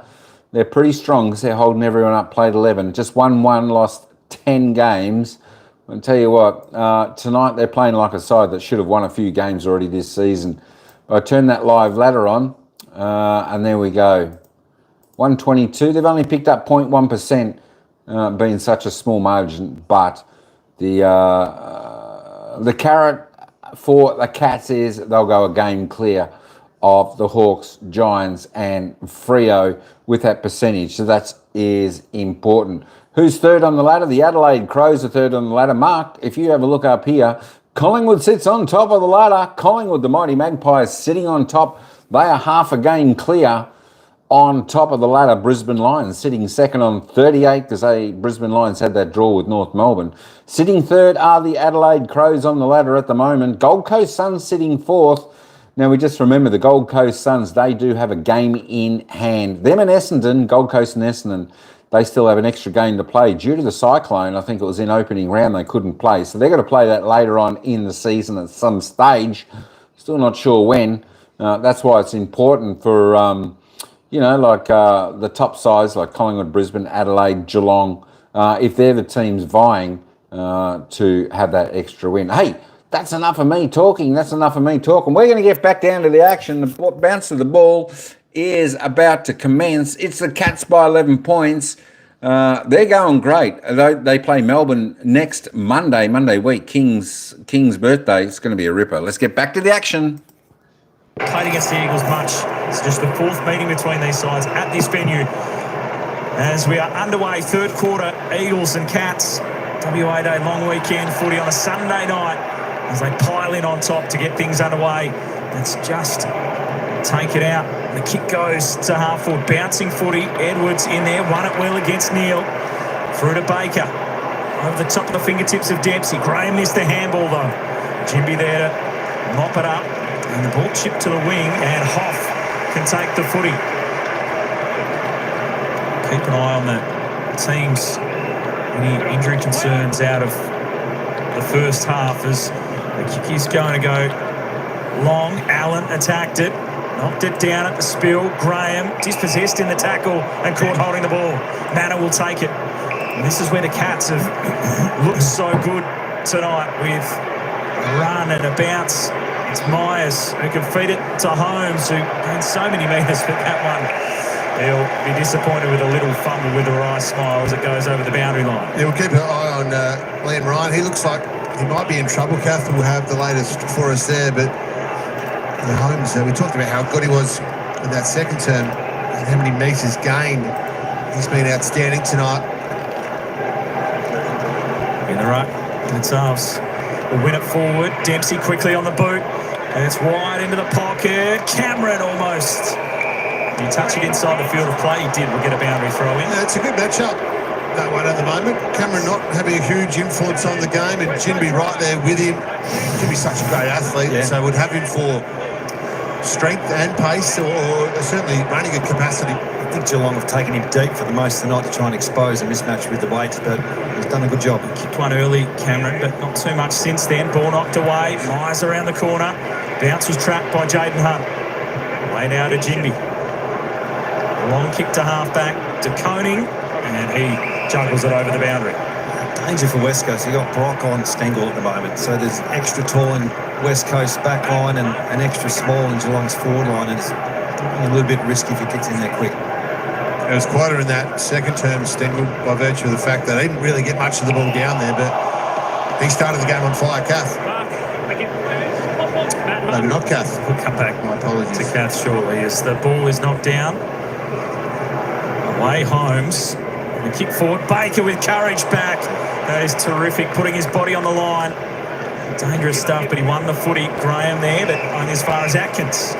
This is more like what we saw from Geelong in the first quarter and a bit. They controlled the forward half intercepts. They got repeat entries.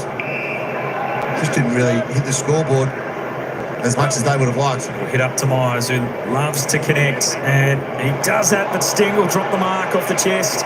Away to Smith, back to Atkins. Now they have to find a target. While they're under some pressure, Dempsey launched himself. Baker's back there. And out of defence, we'll find Hutchinson. Yeah, haven't got much to go to here, so... Miss with a handball to Dewar. Zach Guthrie did well to attack it. Blitz ups. O'Connor. Back now to Duncan. Looks in short. Manna. Pay the mark. He's got options. Close is in the pocket. Cameron too. And he takes it diving down low. Just so well set up behind the ball.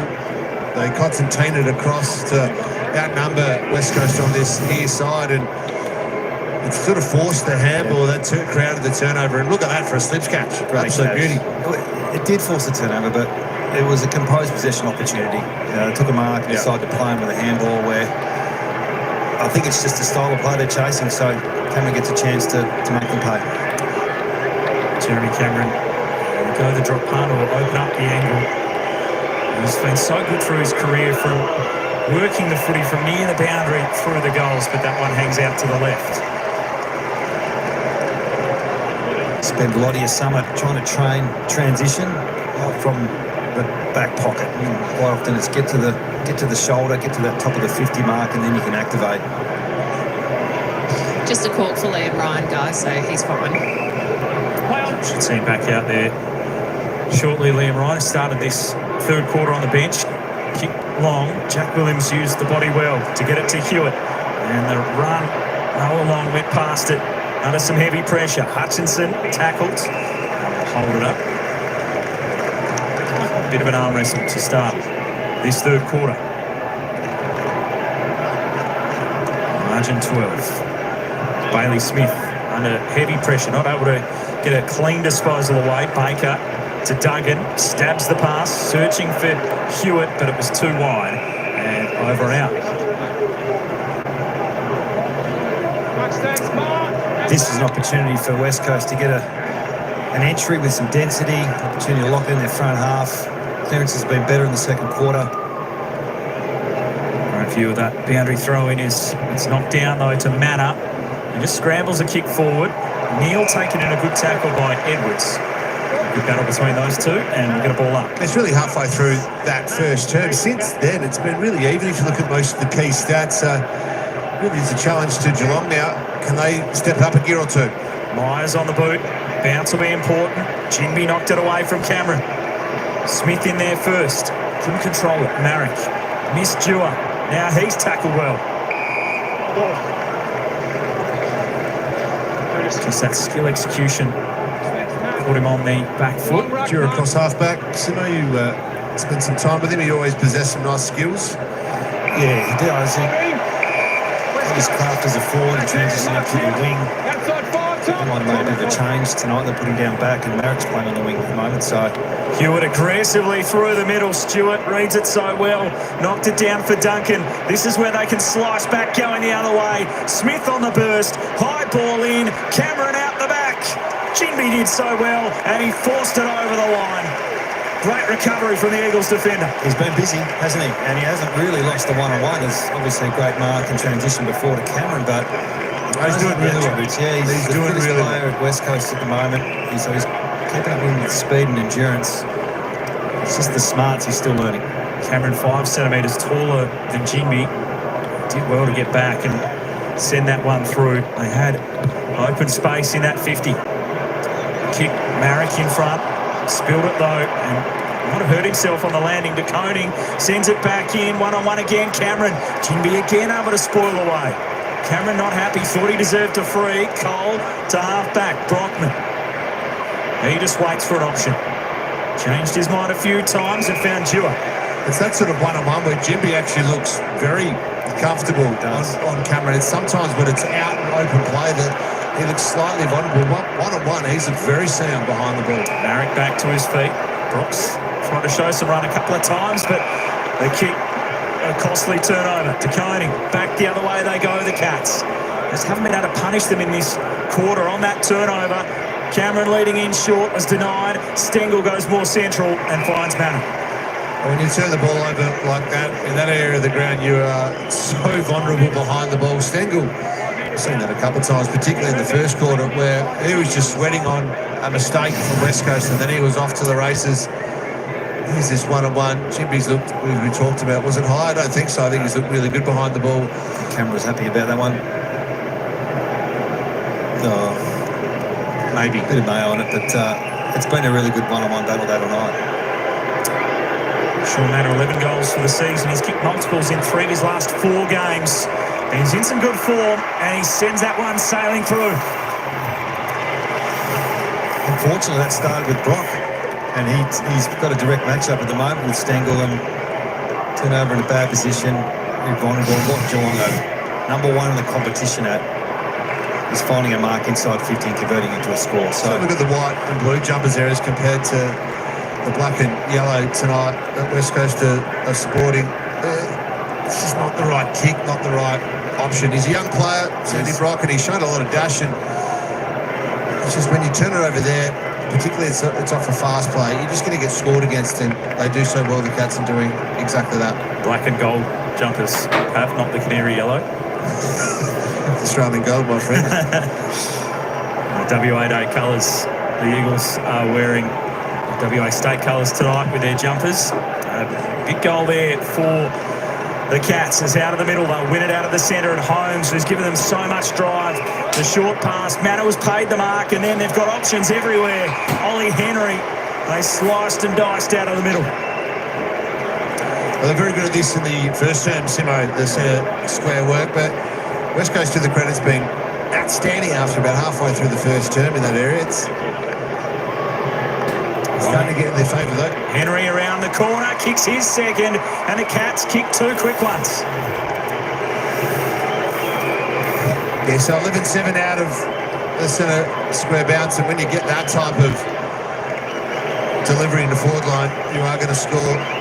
Starting to get the screws turned on the here at West Coast. Can they respond? We saw it in the second term, but can this young team bounce back? I think they've done much different. Geelong, it's just their way, and when they get on top around the middle, put the young defenders under immense pressure, and some good handovers there, and the ability to work together as a forward line, something Geelong's done very well. Obviously, being so efficient in your front half, you've got to do some things well individually, but collectively is what they do really well. And freeing up space for others, lateral leading, and then of course the delivery is just as important. Holmes is having a big night. Max Holmes is having a huge evening. The Eagles fought their way back into it, but the Cats open up a good margin again with 2 quick goals. Harley Reid out of the centre, bouncing footy. Jack Henry will get it to O'Sullivan, and the dash off half back again is good to Holmes, who links up, and he just missed Dempsey with the footy. So many metres gained for Holmes in this match so far. Continues to really run things for the Cats. Chris Scott perhaps a little happier with the last 5 minutes of play. Flynn in the ruck. Stanley trying to knock it over the back. Graham in there. Fending off a couple. Now Brockman, tackled by Duncan. Didn't really have anywhere to go. So they've got an extra player behind the play. The Cats in this area of the ground when there's been a stoppage sort of on centre wing, and it's in between the arcs. There's Andrew McQualter down on the boundary. He's enjoying it. He's having a bit of a smile, but yeah, they're setting up well behind the ball in this situation. Hoff able to get it after a tap on from Reid. Ball spills. Kelly, cleverly done. Trying to feed it back through to Cole. Got some running support. Graham's been busy. Across the top of the 50, Marek. There's a long kick and might be able to go back from distance. They certainly got the distance here. It's good work because they're able to equalise by virtue of that first contest, and then when you get that one absorbed, there's a +1 behind the ball, then you can actually get your numbers forward and create this type of play. He's just ticked over his second year at the club, over 3 seasons, given he's a mid-season draft pick, the #1 pick back in 2023. He's drafted in as a forward. Found himself in defence this season and on the wing at times too. From outside 50, didn't hit it well. Helicopter to the square. Jack Williams over his head. But it's a behind. He didn't hit it well, but there's sort of right on his limit again, Pav. I know, he's a good kick, but there's opportunities just to lower your eyes and find one more. And once again, they haven't set up too well defensively. Seen this a few times tonight, haven't we? The kick-ins defence has been poor and excellent kick-ins. The bounce off half-back, but coming up to meet it, Cole, an important intercept. Gets it to Brockman, back to Graham. Brockman away. The Cats were almost through. Jack Williams with the one hand. This extra number will hold this one up. Williams, you can see him looking for a short one inboard. Harley Reid juggles it. He's trying to get a couple of metres on the mark when he sees it. He wants to play on, but he didn't go back behind the mark enough. If I was saying he paused himself and had to get back in line. Now, he may make the distance here, but you can train this. You can train finding another spot, find it, lower your eyes, or put it to the top of the square, not on the goal line. But he can make this distance at his best. Harley Reid will give it his best. It'll be shallow to the square, packs up, and the Cats force it over. We've talked about it a lot tonight. You're about a 30% chance at goal on average when you're on the arc there, or just beyond the arc. So, what are we, 1 and 3 or thereabouts? You are better placed to try to find, unless you know absolutely you've got that distance in you. Duncan. Cross to Miers. And then Bailey Smith. Get it and roll. Chipping ball, too much on it. Intercepted by Jaden Hunt. He wants to get it moving because he's got options out the back. It's a long kick for Oscar Allen. Couldn't mark at the follow. The spill. The snap from Oscar. He's got 4.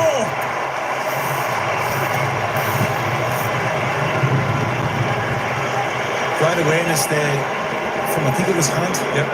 Intercept possession, and that was the first time we've seen a turnover in the front half from a kicking defence. I mean, it's been transitioning the whole way up the ground, and it's amazing what you can do if you defend well when you point kick-ins. You get opportunities for repeat entries, disrupt the back line, 2v1, but the ball came in quick, everyone was out of position, and he's on. So when he's on, you kick it to him. Yeah, Bailey Smith was coming out of the back half, so he's had plenty of the ball. We've highlighted his impact on the game, but has butchered it a little bit, below 50% for in terms of effective disposal. So that's what happens when you turn it over there. Oscar Allen on fire.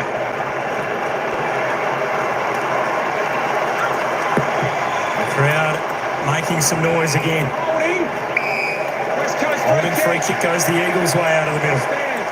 Like Brett in the ruck. He's the tallest player on West Coast list. Got really good craft. He's just going to pump it long. Into a dangerous spot. Ryan wanting to leap. He got the footy to the back of the head for his troubles. He jumped, but there was nothing to sit on in the end, and he went to the turf. He was looking for the step ladder, wasn't he? Have a look at this. Run and jump. Just needed a bit more of Tom Stewart's back. Stewart wasn't willing to stand there, but he'll get a free kick here for over the shoulder. Is it as simple at the moment as whoever wins the clearances are getting really good opportunity? Both teams have found it a little bit more difficult to transition from their own back half, and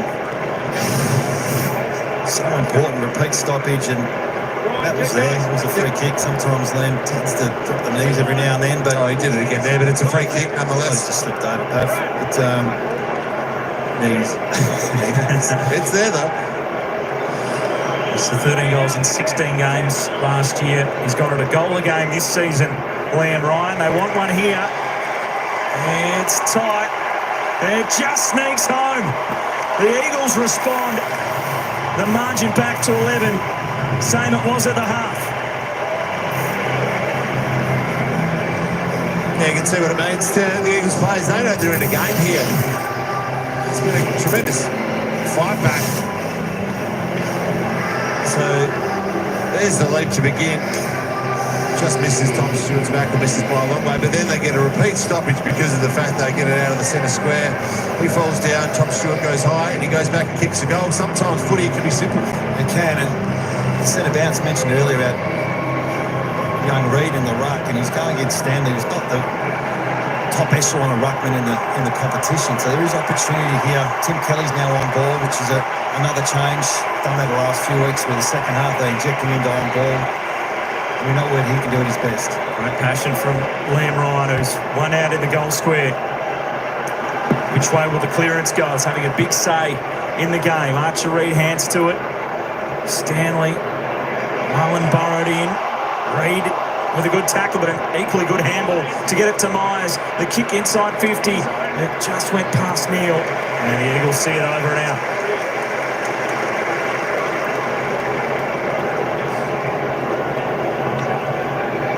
Again, the Cats threatened to kick clear in the game, but the Eagles have found a way to respond.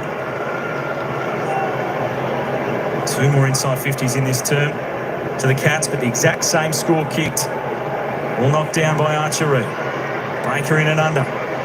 Knocked away by Atkins. Always burrows in hard. Good tackle. He did well to get his boot to it there. Otherwise, Atkins would have been pinged for holding the ball. The Eagles will break.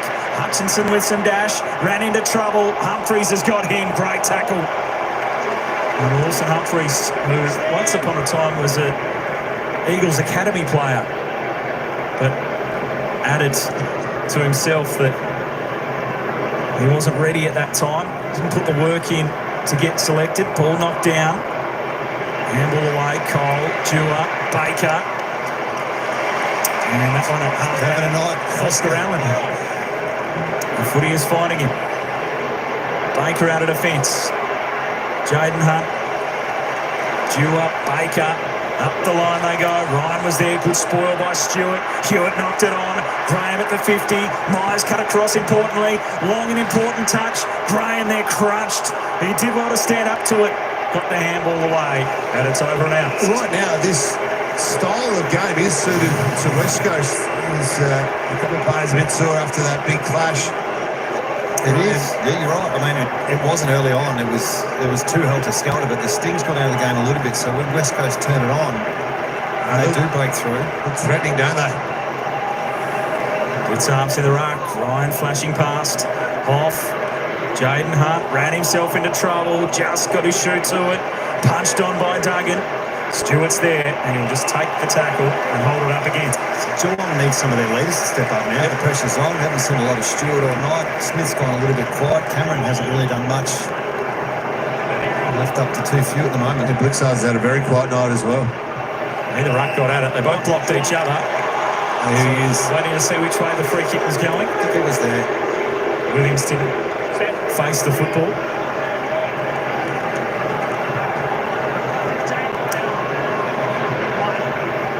Looked at Geelong to change up the game a little bit, control the ball. They've got a few different ways of playing. Miers with no one on the mark. Go to Humphries.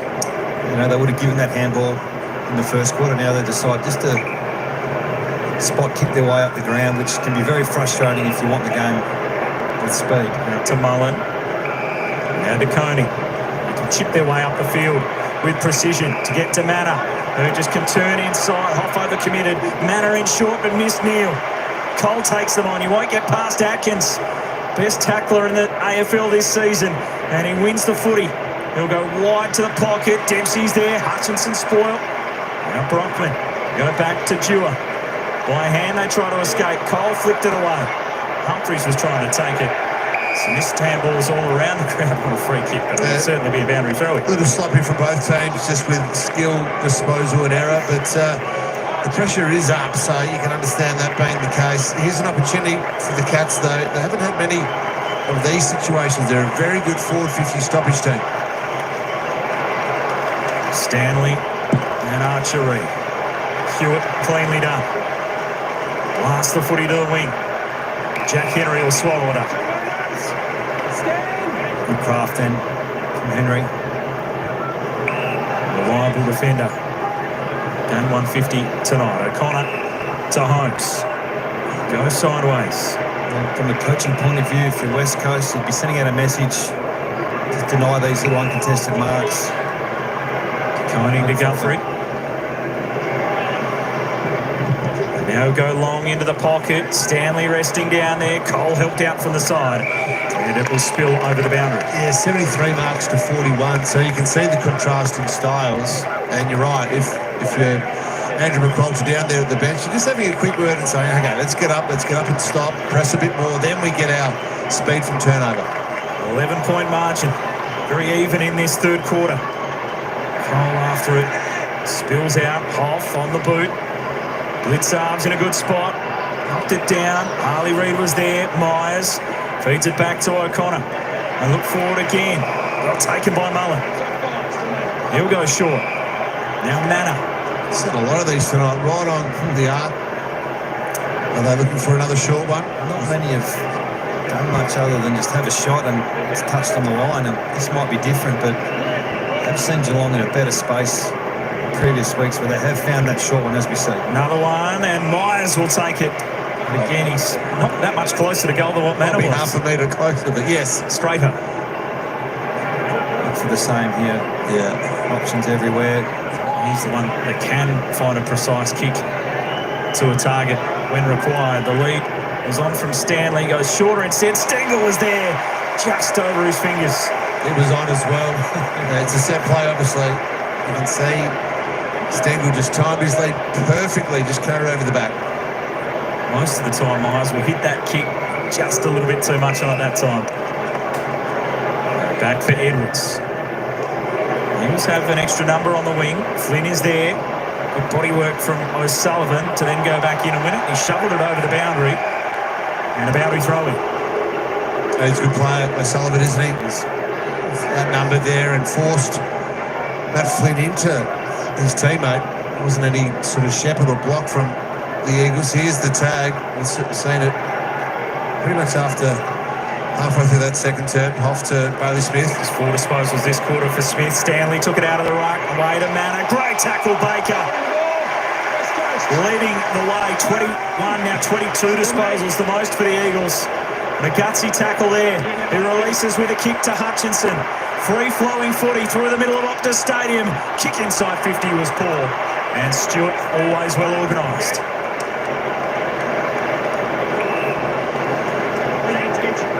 Holmes, disposal number 24. Atkins. Game's changed, hasn't it? There's the control versus chaos situation happening at the moment, and if West Coast can close down these uncontested marks and force them down the line, then activate off that.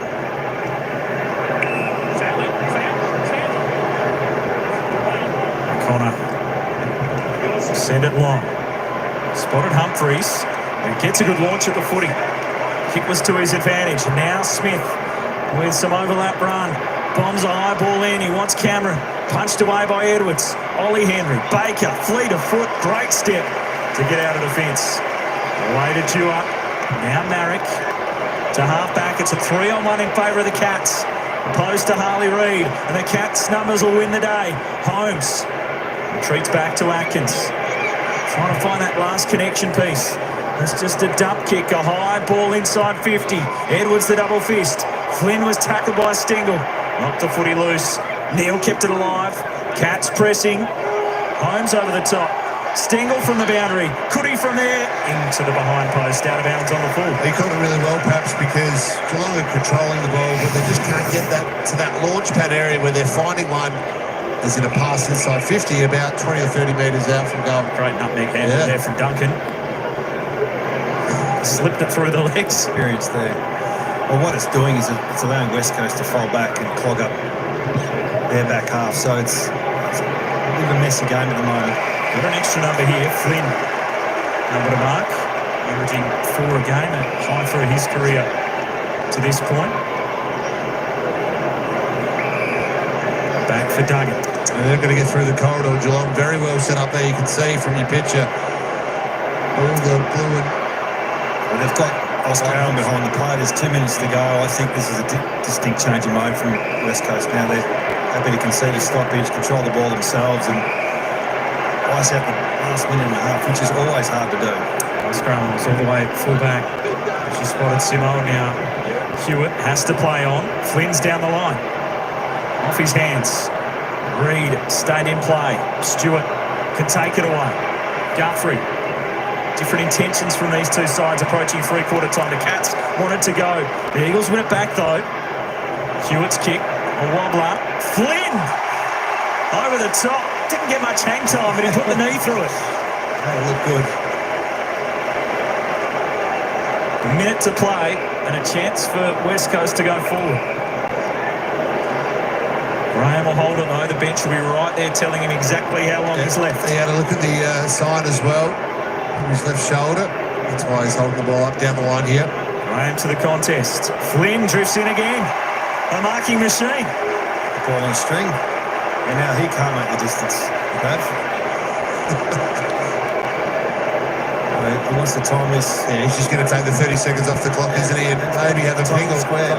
Yeah, I don't think he's built for the spot kick. So many numbers inside 50. He goes the spot kick, as you called Simo correctly. That's not you, Flinny. Not the right option. We call that string between the flags, and he might have just drifted on the outside of his flags in that one. Miers up the line. And the seconds tick down to end the third quarter. And a tale similar to the way it has transpired throughout the evening. The Cats looked like they were going to blow it open. They threatened to take the game away, but the Eagles found a way to respond, and in the end, they went level through that third quarter, and no change to the halftime lead. It was 11 at the major break. It's 11 as we turn for home. Is there an upset on the cards, or will the Cats steady and bank another 4 points? Big final term coming up from Optus Stadium. And coming up straight after the game, of course, first crack with all the analysis straight after the footy tonight.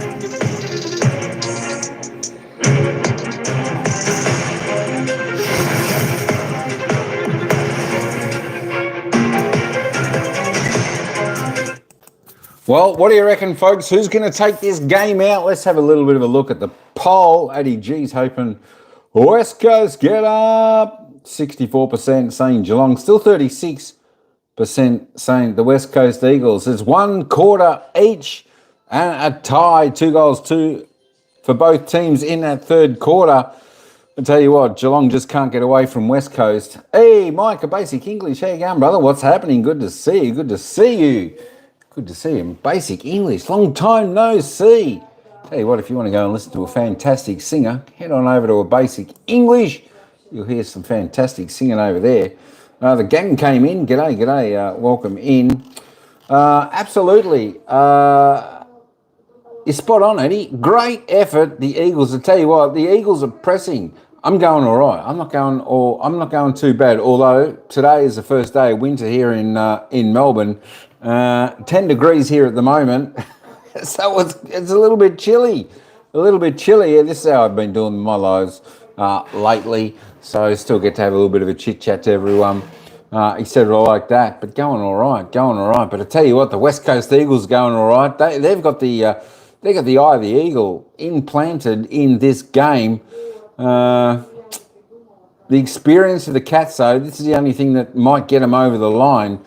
I'd love to see the Eagles come out kicking the first 2 goals in the second term to put them a point up, and then we'll see what happens from there. It'll be absolutely game on. It'll be absolutely fantastic. 2 goals, 2 each of 2 in the third term. Of course, that is the sports bet odds on this game. 850 were the Eagles, 108 were the Cats. Holy Toledo Batman. Hey, let's just have a little bit of a look at the disposal getters here at the moment. Bailey Smith, well, he was a little bit more quiet in that third term. He only had 5 touches in that third term, 15 in the first, 10 in the second, 5 in the third. West Coast are hoping he has 0 in the fourth. Of course, Maxi Holmes next best on 25. Liam Baker, he's having a cracking game, Liam Baker. I like the way he's going. 24 for the Eagles. Tom Cole, 22. Let's roll on down. Our man, of course, Harley Reid. Tell you what, he did a couple of good things, a couple of good pressure acts, etc. He's only had 13, but he's actually played a reasonably good game today. 5 clearances with that 1 goal. We're doing really good, man. A win would just be vice, to be honest. Can drink for excitement, not depression.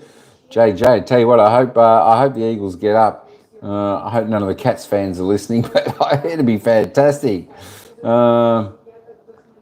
That'd be nice. That would be nice to see the Eagles. Eagles are pretty much, the Eagles are always pretty much my second favourite team. I don't know why. Maybe I just like the players. I just like the club. I don't know. I like their theme song. We're the Eagles, the West Coast Eagles. There we go. I won't sing anymore. Oscar Allen. There we go. Up to 4 goals now. Harley should do something good here. I reckon we're getting rid of him. Quite possible. I'm not sure whether he'll still be around next year. Quite possibly he'll be around next year, hopefully. It's for him, it's going to be... let me just roll this back up. Let me just have a quick look at the leading goal scorers for everyone. Oscar Allen, 4. Graham Miers and Ollie Henry, 2. They're the only multiple goal scorers. And then we've got some single goal scorers to William, Stengle, Smith, Liam Ryan, Harley Reid, Shannon Neal, Shan Munna, Noah Long, Tim Kelly, Brad Close, Jeremy Cameron. I tell you what, Jeremy Cameron's been well held. Only the 6 disposals, 5 kicks, 1 handball. He's only had 3 marks. So I tell you what, his opponent is doing a fantastic job on him. Can't win it. Sing no more, no Mike. I can't remember the words. Yeah, I can't remember the words. I tell you what, I hope we hear the West Coast Eagles theme song, Addy, so you can get your little $5 up on the Eagles at those big odds. But yeah, I don't know. With Harley Reid, look, he's going to be offered. If I think he needs to lift his form, have his form just really brilliant. Especially if he's thinking about moving. And this is their work. It's big money these players are getting offered, but there we go. It depends on how West Coast go. If West Coast can start to pick up and play some good footy and win some games and start to climb the ladder, that's an incentive as well for a player to stay at a team. But if he wants to come to Melbourne, I'm sure there'll be plenty of teams offering him some big dollars to come. That being said, I think he needs to lift his form. I think he needs to lift it a fair bit to be offered big money. I know there were big raps on him earlier. Well, I tell you what, the coach of Geelong, Scott, is giving his players a little bit of a hammer in there at 3/4 time. I can't hear him, but I can see him, and he's saying, "Boys, come on, what are you doing? These are the final minutes. We've got to get these things right. What are you doing? Come on, let's go. Final quarter." All right, there we go. 64% still say Geelong. Let's hope we're wrong today. Come on, Eagles. Let's head back down to the ground for the final term. It's the Cats by 11 points. Can the miracle happen and the West Coast get up? Tonight, it is game on as we head into the last quarter. It's an 11-point lead to the Cats and a big final term coming up, and we'll get a restart. Ollie Dempsey's had a really quiet night. He's on this near wing with Marek, so it's just a couple of their key players not really hit their straps. Can they in this last quarter, the Cats? Final quarter, Eagles, Geelong.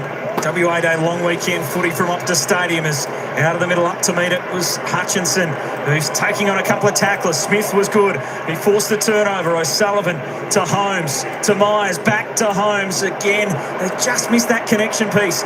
Dewar beeline the footy. Dempsey will get involved. He was tackled well by Reid. And Miers will escape, and they can break here, the Cats. It opens up for Manor. If he can just find the footy at his feet, he goes in short. Holmes left unattended. He had all the time just to drift inside 50 there, and he can go back and look long to the goal. And look at their best when they go quick. Geelong after a turnover situation in the middle of the ground, and then once they really spread and go forward, the options do open up. 821 metres gained for the match tonight for Max Holmes. A massive number with a quarter to play. One of their young stars. And from 50, he cannot finish it. So 2-goal game early on in the last quarter.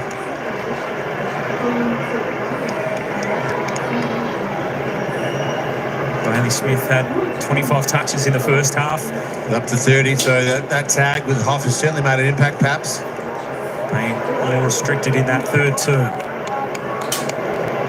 Out of defence. A long ball to a contest. Harley Reid being launched from 2 or 3 deep. He set himself for that footy. Big mark. Play on.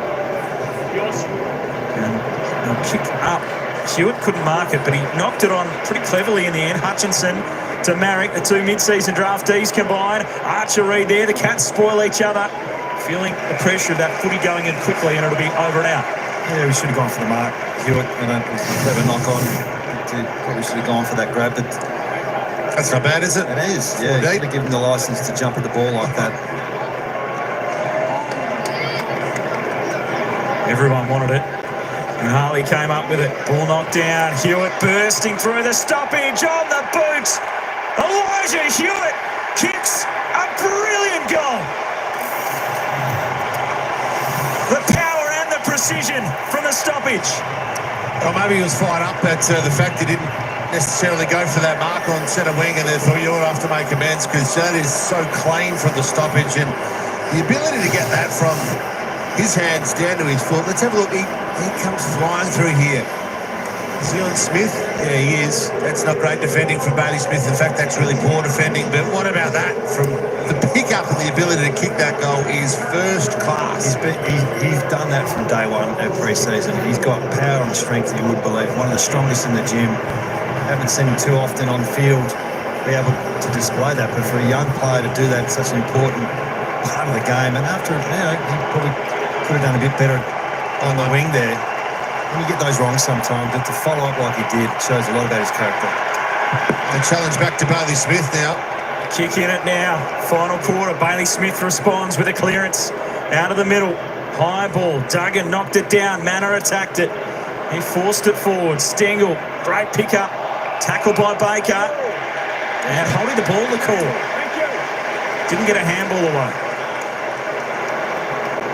And Baker is leading the way on the disposal count for the Eagles. Playing in defence.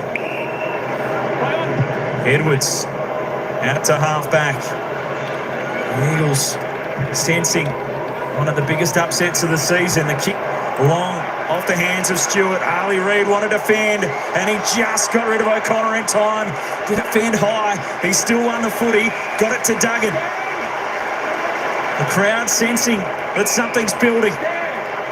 Kelly across to Dewar.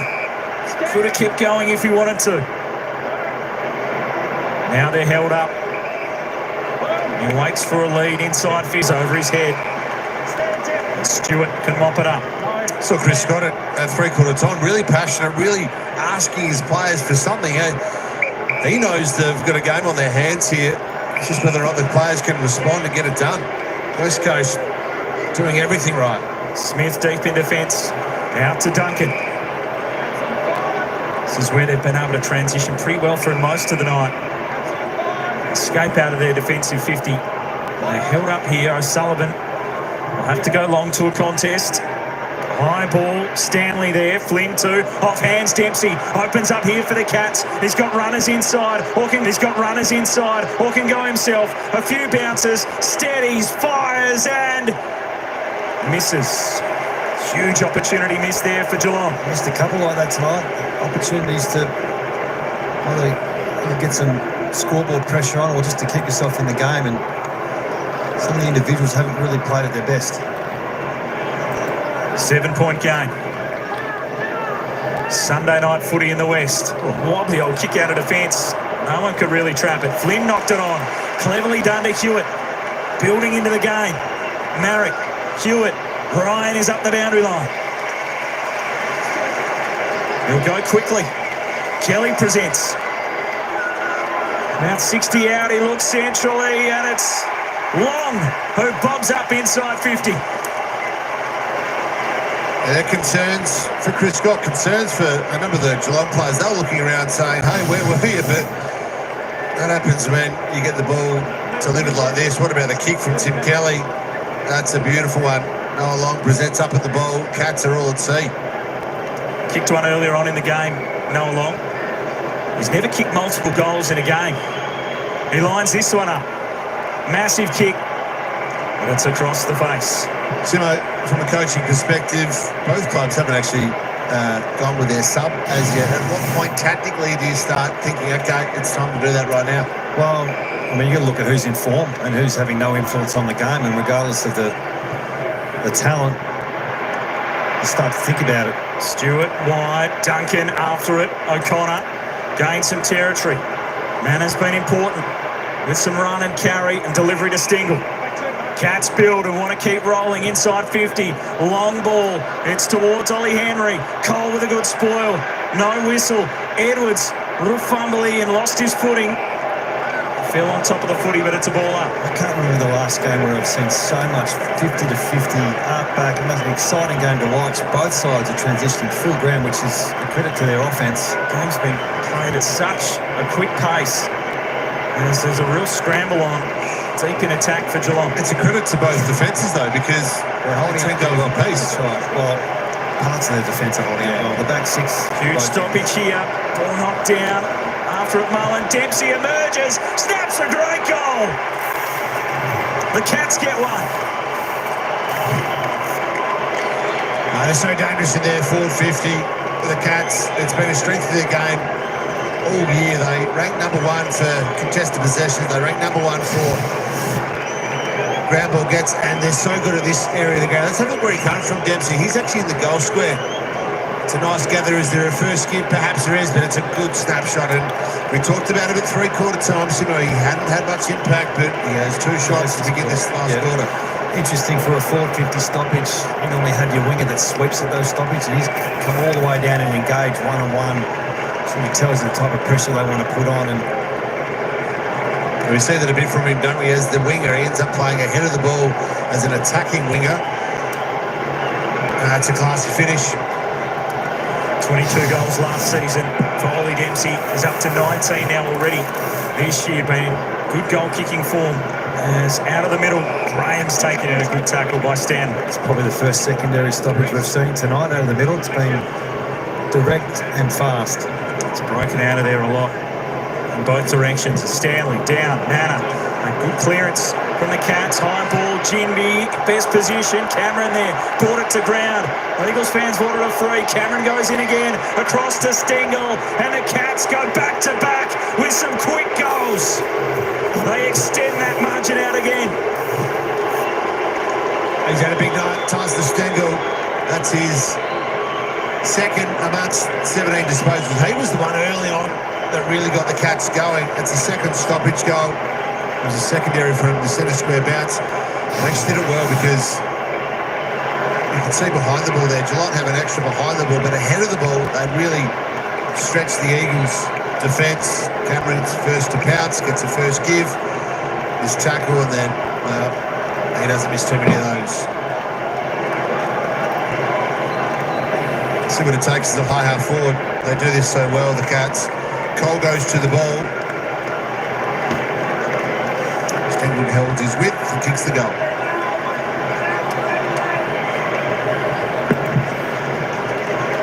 Back in the centre they go.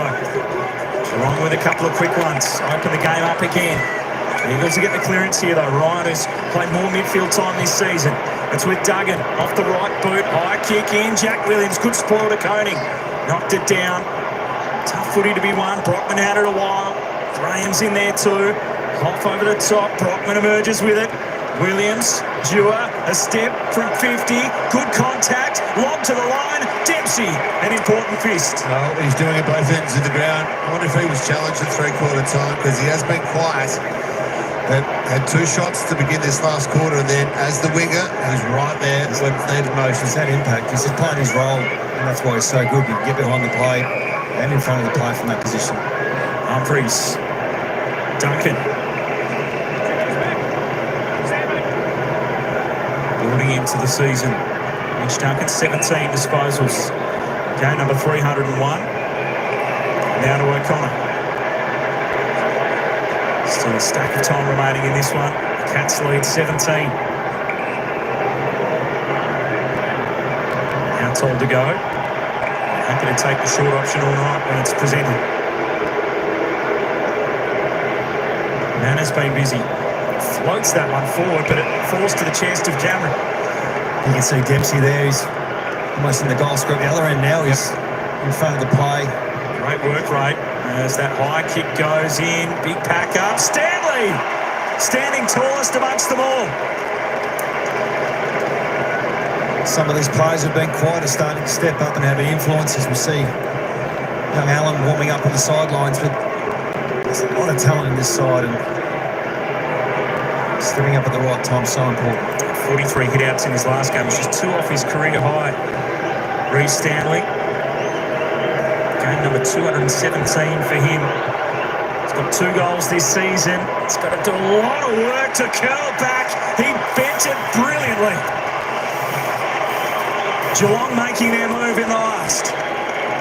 Geez, they did a lot of work late. That looked like that was missing for a long way there, Pat. You called it beautifully. Oh, strong pack mark from your ruckman. Stretching Matt Flynn. There's Stanley saying to his opposition ruckman, come on, play full back on me, see if you can defend.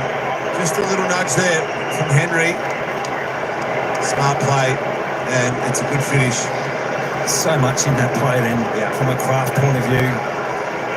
On Flynn, but Geelong just to force the handovers, a little nudge, little lateral leads. That's well played by Henry. Just enough to not give the free kick away, but get in Flynn's way, allow Stanley the mark.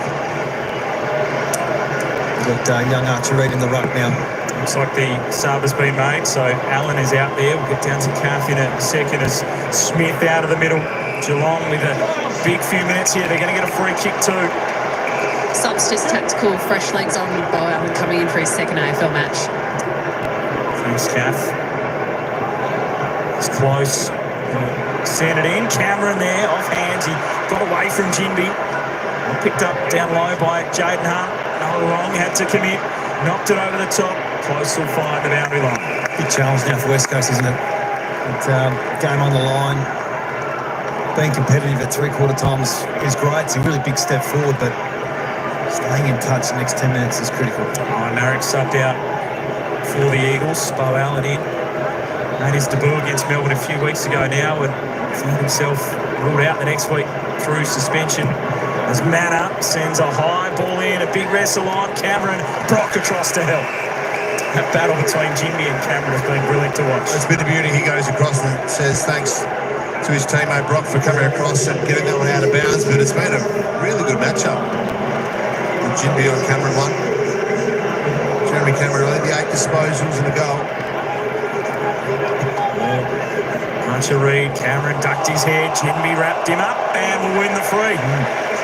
Been having a very good night, the Eagles defender. Huge task to take on Jeremy Cameron. As Cole goes to Baker. And up the line for Brockman, but Blitzarves works hard as always. Plenty for Andrew McQualter to ponder. Still seems in good spirits. Yeah, he's had a good night. And is there any more tricks in the bag with stoppages in particular? We can see the last 3 from clearances, 3 goals, that is. Scott maybe feeling a bit more comfortable now. Hutchinson got a high tackle. Bit of a crowd free kick, that one. Yeah, no, well, they play their part. The crowd absolutely plays its part. The umpire's been pretty good tonight. WA Day, noise of affirmation as the kick goes across the grounds. Now Edwards gets some runs. Allen in his second game with an awkward looking bounce, but it came back to him, and now he drives it in long. Ryan had too many to beat. Cats were up. O'Sullivan, Stanley, DeConey, Atkins. Forced wide to the back pocket, but they can get out. Dempsey's there. Good punch by Hutchinson. It'll stay at half forward for the Eagles. If you are West Coast, you need to start to think about doing something different, like a blitz mentality or something that might take the game a little bit more, as we see this free kick that probably was there. But if you're going to make a move, it's now. It's not the last 5 minutes. Life has been paying close attention to Bailey Smith since about midway through the second term. He won so much of the footy. Allen couldn't take it. Hutchinson over the top. Smith's kick, trapped by Allen. Now to Baker. Lowered the vision, found Williams. And that's what we saw in the second term, where the Eagles forwards were really a long way away from the ball, trying to open up that space between the stoppage and the forwards to allow this. When you do get the ball, a bit of handball through the corridor and then hit up your forwards. maybe they'll pull back even further and really open it up to give themselves a chance at this game. I think you called it earlier, Pav. Geelong slipped into an extra behind the play to nullify that, but didn't work on that occasion. Averaging a career on 1.3 goals a game this season, Jack Williams heaves his way into it. The Eagles need it, and big Jack Williams provides. Well, he's one guy that can kick it from 55, Pav. No issues with that play there, and see Bailey Smith, who's just got off the ball a tiny bit. I'm not sure what the tag's really taken into account or there's something wrong, but there's still hope. And what they can do offensively, West Coast, room's open the ground right up, so to speak, to take over. Here's what it does. If you bring the ball back through the corridor and you can stretch, there's the extra behind the ball. So if you can actually lower your eyes, so Sullivan it was too deep. So if there's no pressure on the ball in its corridor, well, then it allows that as your forwards to hit up on the ball. It's a nice take from Brock. He's done some really nice things tonight.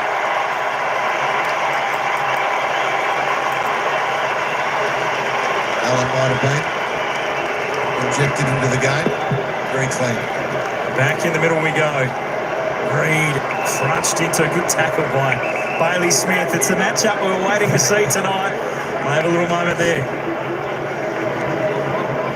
Quickly thrown up. Knocked away. Baker ran over the top of it. Reid dragged Stanley down, who did well to get a handball. Dempsey. Bailey Smith pushes forward. Open forward line, the Cats. It gets out the back. Bouncing footy. They can't rush it from there. Edwards takes it. Got rid of it awkwardly. Opens the door for Cameron, who snaps it over his shoulder. He pounces when the Cats needed it. It's very hard it's a great finish. Well done for Cameron, who's been held very well from Jimmy most of the night, but that's the class he possesses. But you just wonder if there was a chance here to rush this one through. I know there was a fair bit of chaos. Well done here from both Dempsey and Smith. Let's have a look again. Edwards is in a pretty good spot here. They outside 9 metres at that point, and now they're inside. They probably could have. When he first took the footy, he was probably out. One thing you can't do is go to ground.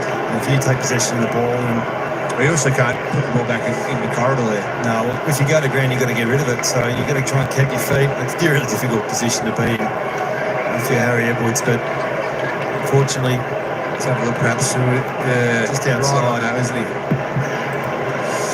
Well played by Jeremy Cameron. Dangerous ball that came in from Bailey Smith, put Eagles defence under pressure. And again, they just steady up after the Eagles kick one. 23 points with 8.5 to play. A lot of holding going on in the middle from both sides. Baker played a big game. Throw the call, spotted by the umpire off the play. It's interesting, the Cats, generally when there's been a secondary stoppage in the middle, they've sent one behind the play. The half forward goes to the wing releases. On that occasion, they didn't. Just wonder if they're trying to equalise a bit more and get the number in like this. Guthrie in long, Neil, Edwards wrestle. Ball pitched in play, but taken over by Blitz-ups. Big differential in the forward 50s, adding forward 50 tackles to Geelong and only 4 to West Coast. It shows you when they're at their best, Geelong, their front half pressure is number 1 in the comp. Knocked down by Stanley on the move. Stengle looks dangerous. Hutchinson, importantly, who's wrestled to the turf. Did he try to get it out of there? It'll be a ball up. And even Big Shannon Hills had 4 on his own, so... Stanley and Archer Reid. Stanley the hit out. Harley Reid. Hutchinson just had to clear it. Not enough on it. And Miers will intercept. And they're pushing hard towards the finish line, the Cats.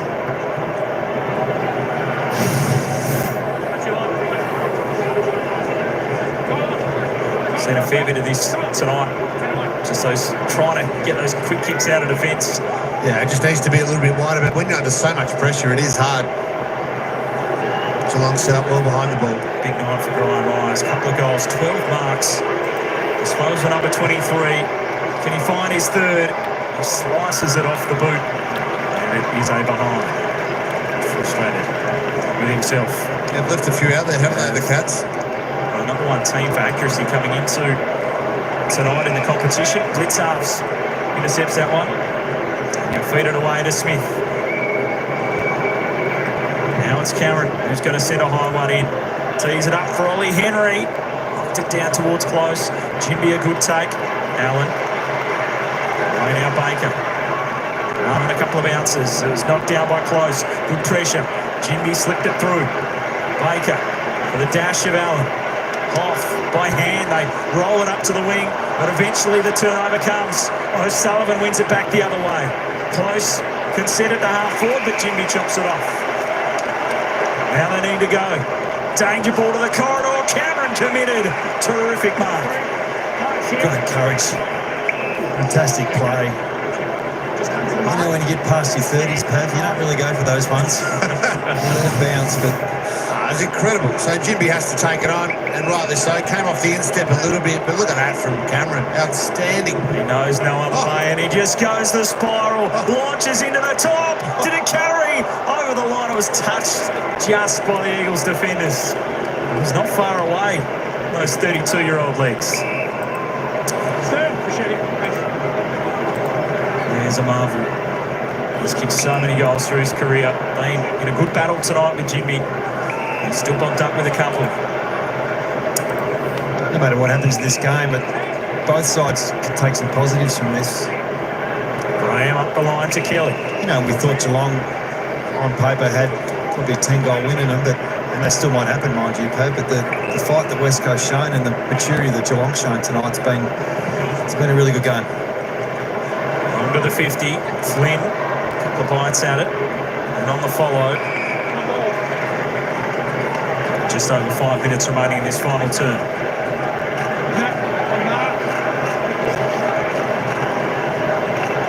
Flynn got it down, Duggan.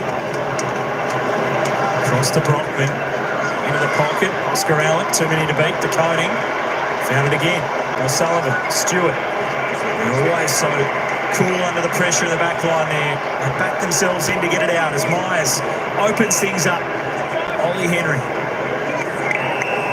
50 metres half forward, and it's not going to need it because it's a 50-metre penalty to try to switch over on the mark there. Yeah, that's exactly what happened. Baker and Allen were trying to get a bit of a handover, and well, still very certain here to make sure that West Coast clear of the mark, but another short 50 tonight. Yeah. Well, it's interesting too. The strategic move that Chris has made is that extra behind the play stoppages, and we saw it work there. An extra behind the play, you get the overlap run. Ollie Henry, they look to the pocket, the set play again for Cameron. It's so well connected. I've seen that a couple of times. Absolutely. You see people train, and it's part of your system, but you can't do everything once you're from the quota. But they're the type of things you do start to work on as you mature as a club and as a group. He hasn't had it easy tonight, Jeremy Cameron. He's leading the Coleman medal as he extends his time at the top. He's got 3 tonight. It goes to show how hard it is to keep a good player down, because Jimby for 3.5 quarters has had his measure. Here's the extra number behind the play. We've talked about it a lot. So half forward comes up to the wing, releases someone like a Stewart or a De Koning behind the ball, and then look, they're out here, the Cats. And, well, how many times we've seen this tonight where they roll out to the right, they keep the space, and Jack Graham and Baker and a few players not in the right position. Senior players as well. It's a bit too easy, but this guy's a star. And look how well they work together here. Someone needs to be playing in front there between Cole and Jimby and or Graham. You can stop that play. He's averaging 3 goals a game this season, Jeremy Cameron. His most since he won the Coleman in 2019. Is he on track for another? Baker competes, and Duggan was there too. Takes the mark. And the Cats have controlled this final quarter. Hutchinson. Now Kelly. Stabs the pass. Back looking for Duggan. Got on by Mullen. Graham over the top. Hewitt enjoys a goal. He'll chip it up instead for Harley Reid. If it's been there or not, perhaps young side would have learned a lot. some of the matchups tonight these young players have had, and the step towards their system clicking over. I think it's gone up another gear in the last 3 or 4 weeks. I know it was disappointing last week against Adelaide, but for the most part, the spirit's been there, which is a really tangible piece. Being involved tonight, Harley Reid, disposal number 19, and he cannot finish a second goal off. Looks that one quite a way to the left. Has seen Harley tonight.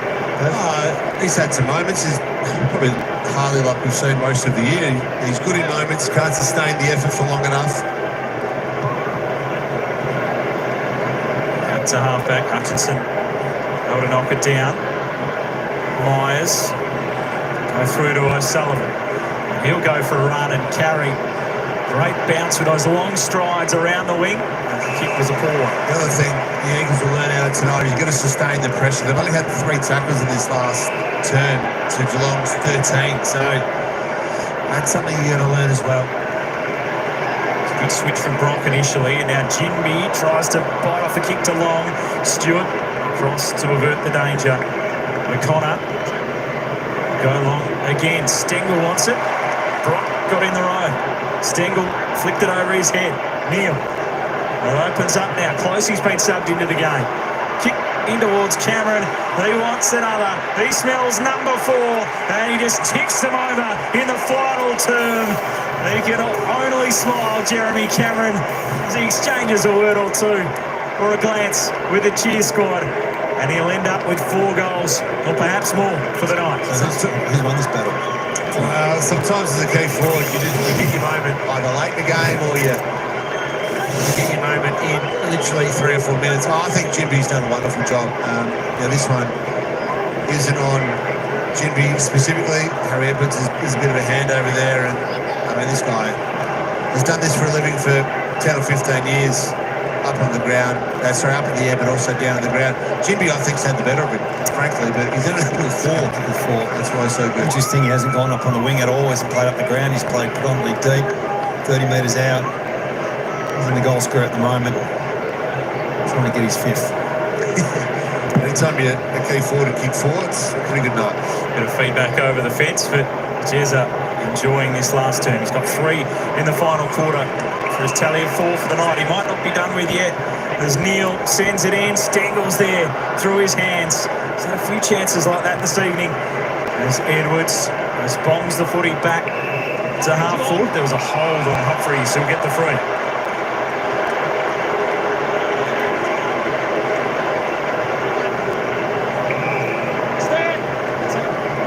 O'Sullivan.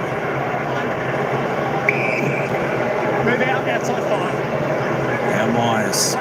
Sting certainly out of it in this final quarter as the Cats have dominated this final term. Duncan for Cameron.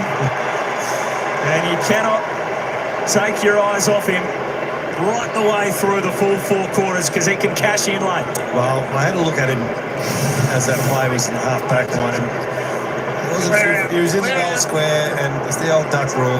Everyone get out of 50 and give me some space. And it just shows you when the pressure's down up in the midfield, it's really hard to defend players like him. There's Paddock in action. As he eyes off number 5, he heaves it through. He'll finish with a bag of goals at Optus Stadium. Yeah, what a fair last quarter. He's just turned it on when it's needed. So they've had 16 inside 50s. We talked about the tackle pressure. Up the ground, 13-3 in favour of Geelong. They've controlled the ball as well. He's had 8 disposals and he did 4-1 in this last term. That's the level he can go to. Well, hard to stop that though. It is hard, and it takes the collective to stop Cameron as much as the one-on-ones have been great from Jimby.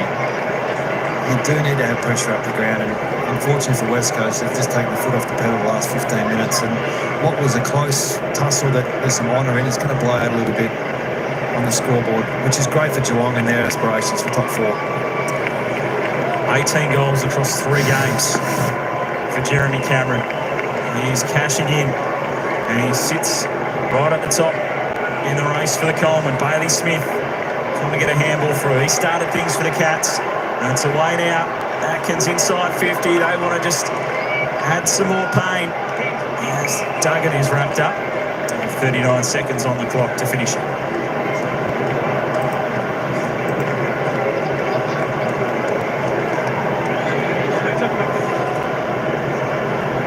Neil in the ruck, got it down. Edwards dumped the kick back up the ground. O'Connor can intercept. Have they got time for one more? Duncan. And it's going to be a 50. Harley Reid encroaching over the mark. It'll be 30 metres out from goal to take the set shot. Just to put the icing on it for Geelong. Powerful performance in this final term. Get a look at the replay. Just came from a long way out and put the hand out onto the player arriving late. Sort of went 2 steps over the mark, didn't he? And guys are red hot on that. As the seconds tick down, Mitch Duncan, West Aussie in game number 301. Would have loved to kick a goal there. Disappointed. Mitch Duncan after the miss. But it is going to be comprehensive from the Cats. They spoil the Eagles' WA Day celebrations. They survived a fair scare. Well, they dominated the last quarter. Winners by 43 points.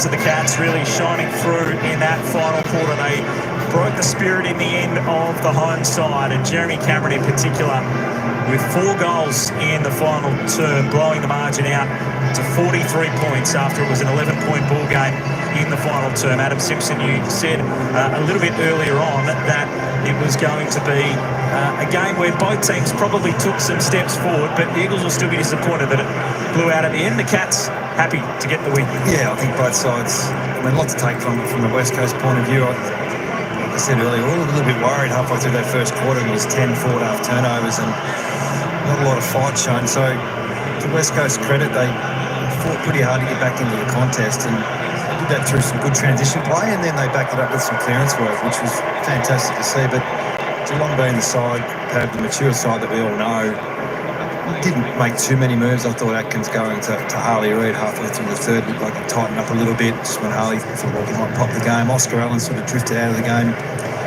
in the second half, but they just did what they needed to do, and then They really, it was a mature performance in that last quarter. They got going when you just thought there was enough in this game. West Coast would go into another level.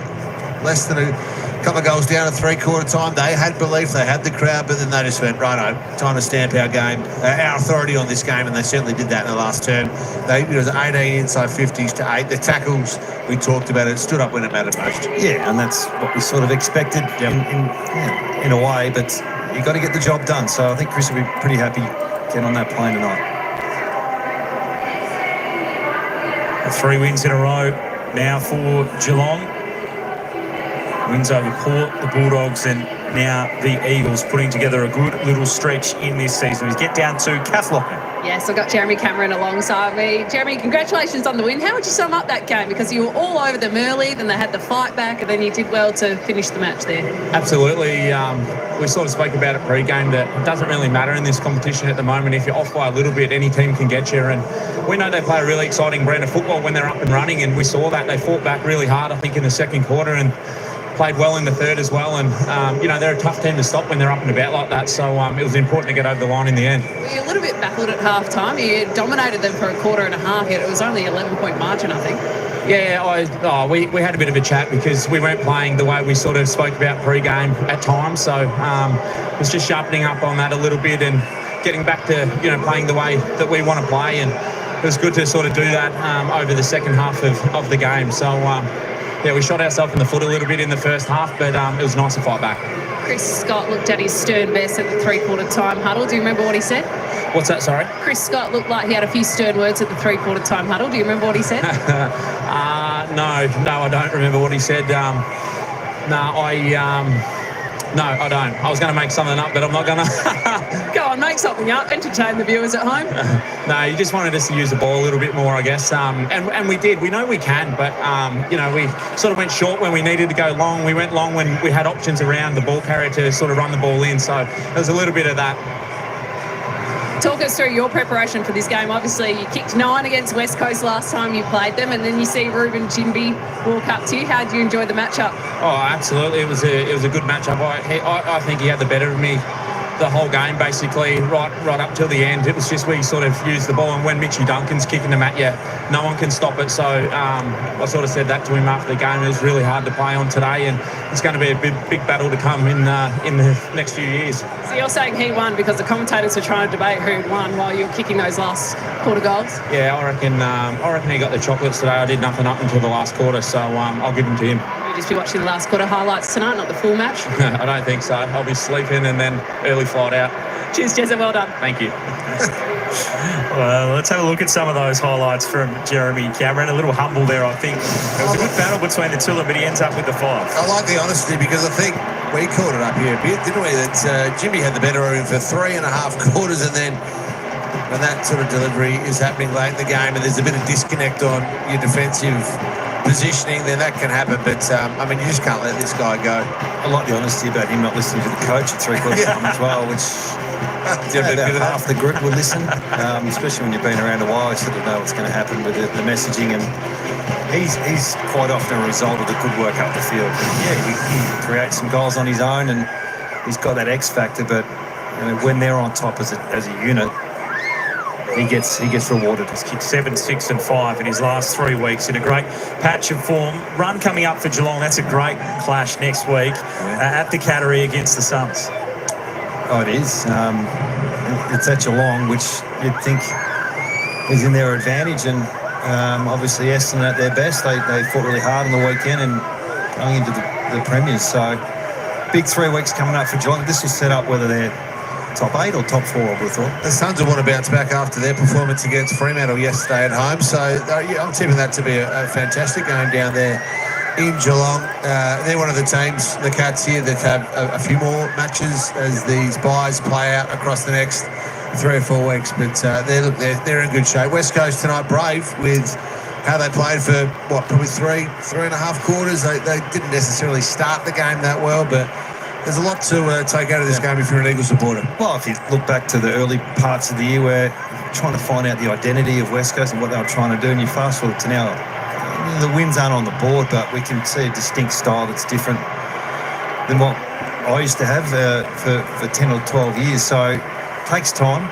Unfortunately, just don't have the leaders out there to help grow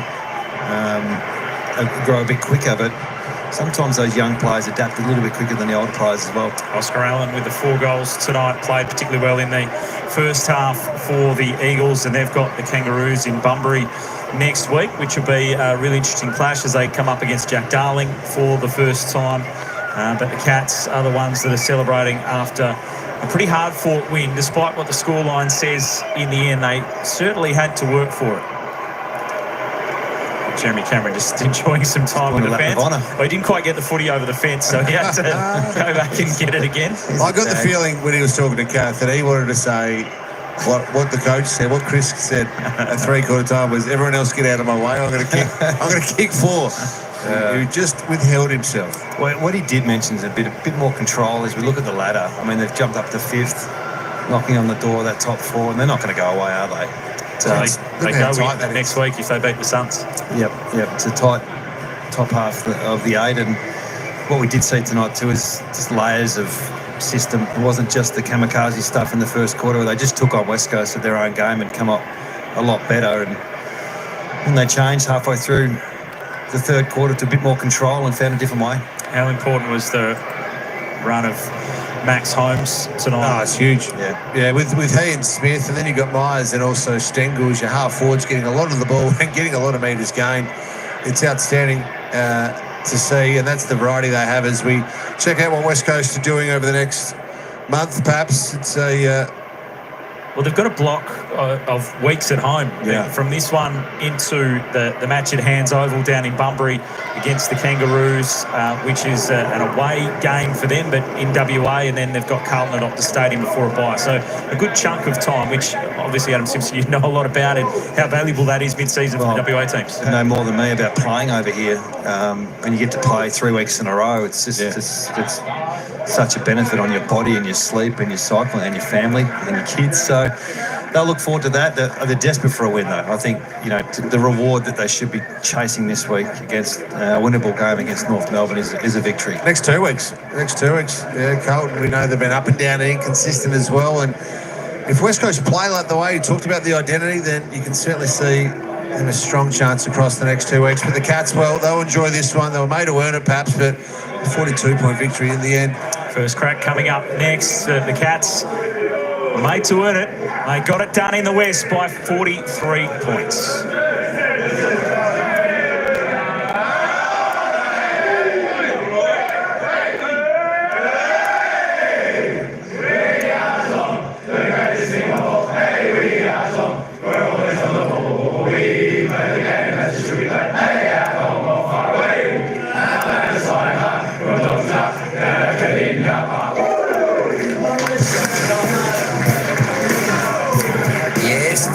By 43 points over the West Coast Eagles over there in the West. I tell you, as the Eagles, for the first 3 quarters, making a nice old arm wrestle, but a complete takeover from Geelong ensures that they get the 4 points. It's Jay Clark, David King, Lee Montagna time for the first crack. Kingy, what did you make of that? Because it was a very even game for the bulk of it, but a strong burst from the visitors late. Yeah, and I love teams that can score in bursts like that. I think the best teams every year have done that. I think they had 12 scoring shots in the last quarter, which is just crazy. And in the end, class come to the fore. Just know how, what's required, right time, game in the balance. It's that man Dempsey, and we know a lot about Jeremy Cameron. We've seen him do it for years, Joey, but I think it's good to see a couple of other names bobbing up now. And Ollie Dempsey we've talked a lot about as a wingman, but top of goal square or anywhere inside 50, look out. Yeah, they were impressive, but I mean, the final score probably doesn't do it justice. As you said, West Coast were terrific for 3 quarters. It was probably the start that really cost West Coast. Geelong got the jump on them, and early in that sort of second quarter, we were looking at this game and, gee whiz, Geelong might blow this one open. They were turning the ball over in their forward half. They were scoring with ease, but so credit to West Coast that they didn't just sort of throw in the towel. They dug in. Not only dug in, they really had big parts of that second and third quarter, didn't they, Kingy? Where they were playing the better footy. They were able to score. They were playing the Andrew McQualter system with their run and gun game. We'll show some vision a little bit later. So I thought, well done to the West Coast Eagles. That was a terrific performance, but in the end, Cats too good. That second quarter, they just had opportunities where they were linking those handball chains together, and even early in the third, and it would end up, I mean this in the nicest possible way, with the wrong player at the end of the possession chain that didn't quite have the class. So you can see from a West Coast point of view, you can see the method is starting to embed into this group. It's just a matter of elevating the calibre of player, which is obviously back to the draft and a little bit of time as we know. So some steps forward for West Coast. Oscar Allen kicked 4 goals. That was an encouraging night for him ahead of a big decision on his future. Jeremy Cameron with Cav kicked 5 goals, but Bailey Smith was a big story again. He's the outright favourite for the Brownlow medal now. 38 possessions and a sensational first half, Joey. He had 25 touches at half-time. He was unbelievable, particularly that first quarter. He was running rampant. So midway through the second quarter, Andrew McQualter had to send Brady Hoff to him to try and nullify him, which he did to some extent, so it's credit to him. But again, a little bit the damage was done, and he just continues to just be playing with so much confidence at the moment, winning inside ball. He was winning clearances on the outside. We know what he can do. He was sensational, but as you mentioned, it was good to see some other guys get in a bit of form. Like Brian Miers, we know how important he is, but hasn't had a big day. Brad Close and Stengle and Ollie Henry were able to get some confidence and hit the scoreboard and some nourishment as well after some lean weeks. And we know Jeremy Cameron continues on, but Connor O'Sullivan as well had a bit of a spell. He had 11 intercepts and 20 disposals and continues to put his hand up as a key part of that defence. And interestingly, we're going to see this throughout the week, I'm sure, but some animation from Chris Scott at that last change at 3/4 time. He often says he doesn't need to motivate his players. It's about execution and strategy, but there was he did go into top gear there for just a little bit, which you don't see too often. The win lifts him. You know what he would say to that? Look, you might see that from the outside looking in, but we don't inside. We don't sort of talk like that. So the better questions to ask what was I thinking at that time? He's a master, Chris. So the win lifts them up to 5th spot. They take on Gold Coast, who are in 4th spot, Joey. On Saturday, the Cats have got a 6-day break off a trip to West. So that's going to be a fascinating battle. But also Adelaide, a big mover inside the top 8 with the win on Saturday night. Yeah, they're the ones, aren't they? And the big healthy percentage there because of that thumping win against the Sydney Swans. Gold Coast still got that game in hand, as you said, Geelong next week. But you look, they've got 5 of their next 7. The Gold Coast Suns are against teams in the top 8, and 3 of those are away. So they're going to just be in a situation to keep an eye on. And we know about Hawthorn. They're the slider, obviously, and a massive game Thursday night against the Western Bulldogs, and then Adelaide the week after. They could be out of the 8 in a couple of weeks' time, and we wouldn't have said that about the Hawks a couple of weeks ago. Geelong the ones? Are they the ones you're looking at the top 8 there thinking that they'll just continue to rise? For me, I've always had confidence in Geelong. Good run home, a lot of games at home. So it's Collingwood, Brisbane, Geelong is still the 3 that I trust the most to be there at the point end of the season. We'll get to Hawthorn shortly too. They might just start to wobble. We'll look at the other 10 teams, of course. We'll go over the page. And St Kilda, the win today, just keeps them... are they still a chance to make the finals, Joey? Have you put a line through them the same? I don't put a line through them all for. Yeah, I don't think so. No, I don't think so. But credit to them, they found a way to. They played terrific footy actually, and we'll show some vision again later. I thought they played a great brand today, and that was an important win for them. Just more so that they're on the right track, and some youngsters stepped up. The Western Bulldogs, obviously, they have dropped out for the first time with that game in hand, as we said Thursday night. But we're all looking for different targets, aren't we? I mean, not every team is in it to win the flag in 2025. So what have Melbourne done? They've reset. Disappointing day today, but they did a lot right, just didn't get the result. We'll get to that game in a minute, obviously. St Kilda know where they're at. And so it's a good win just to keep a little bit of buoyancy in the group. It's a long slog when you lose long runs of games, and those teams down the bottom are going through that. But I think there's a couple of names there. I mean, the Sydney Swans at 14th sort of is jarring a little bit when you look at the ladder now. And you look down the bottom, so North Melbourne play West Coast in Bunbury, so the Eagles encouraging them tonight. But how do you see that going? Who have you got the early favouritism in that one? I still got trust in North Melbourne. But I've had a lot of trust in it. I've had a lot of trust in them this year too many times when they've let me down, when I've thought they've been ready to spike. But I think North Melbourne. But West Coast, I really enjoyed watching West Coast play today. I think they're improving by the week, as we said earlier, under McQualter's system. We've talked a lot about selling home games. If you are going to sell them, you've got to win them. Yep. And that's the challenge. It's all well and good to grab the cash grab. But North Melbourne just have to win that game. Well, Melbourne have lost 3 straight now at Alice Springs. So GWS Fremantle, and this one today against St Kilda. Ross Lyon famously said, "You're not a serious footy club if you sell your games. Hang your shingle out the front." Is it time for Melbourne, you think, to reassess their deal at Alice Springs? 3 straight losses. Here's the quote: once you start selling your home games interstate, you hang your shingle out the front that says you're not a serious footy club. Well, that's what North Melbourne have done this week, and that's what Melbourne did, and the Saints pipped them, so giving away that MCG game. Where do you stand on that? Well, that's probably right in terms of challenging for flags, but sometimes you just need the cash. Sometimes your club actually prioritises what they can afford to spend internally. But what could be more important than 4 premiership points? I mean, we're a football league, aren't we? But does it? Yeah, here we are. But does the 4 premiership points really matter to the Kangaroos right now, or is it more important to be able to build the money on your soft cap and build the bank? Look down the barrel and ponder whether 4 premiership points matter. Aren't the wins and losses? Isn't that what our whole business is about? Yeah, but we're not all there to win the flag in that immediate moment.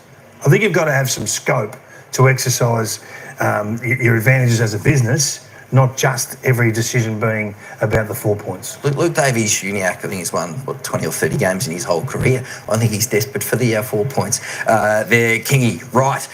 So a big win for the Cats, 43-point winners over the West Coast in Perth today. We'll be back with more shortly. All right, there we go, folks. The Geelong Cats getting the job done, 17-14, 1-16, defeating the West Coast Eagles 11-7-73. Put up a fantastic fight for 3 quarters, but the Cats just blew the Eagles away in that final term, putting on 7 goals, 5. The Eagles 2 goals, 3 in that final term. Tell you what, we've got some big games coming up next week. We did have the poll, and I think the poll got it right. We did tip Geelong 62%, so well done to everyone in the poll. Let's just sneak over and have a look at the end up with the goal scorers. Jeremy Cameron, who was beaten on the night, ended up, funnily enough, even he said it, his opponent probably got the better of him tonight, but it was only the final 5 or so minutes where Cameron could get a few goals. Ended up with 5. Topsy, I think he's leading the Coleman now for the Cats. 5 goals. Stengle, Miers, Henry with 2. Stanley Smith, Shannon Neal, Manor got 1 with Dempsey and Close, host of them for the Eagles. Of course, Oscar Allen topped the table for the Eagles with 4 goals. Good job from him. Jack Williams with 2. Ryan Harley Reid, Noah Long, Tim Kelly, Elijah Hewitt, all with singles. Bailey Smith was the ball magnet out there today and probably gets the 3 votes, 38 disposals. Of course, he had 25 of those in the opening half, 15 in the opening quarter, 10 in the second half. I think it was 5 in the third half. And then he rounded out 5 clearances. 1 goal, 1. Fantastic effort from him. Liam Baker, next best there for the West Coast Eagles, 29. He had a really good game as well. Couple of clearances for him. Maxie Holmes, 27. Myers, 26. Pretty good. Tom Cole, 24 for the Eagles. Liam Duggan, 23 also. Harley Reid ended up with a reasonably good game with 19. 9 kicks, 10 handballs, 3 marks, 4 tackles, 7 clearances.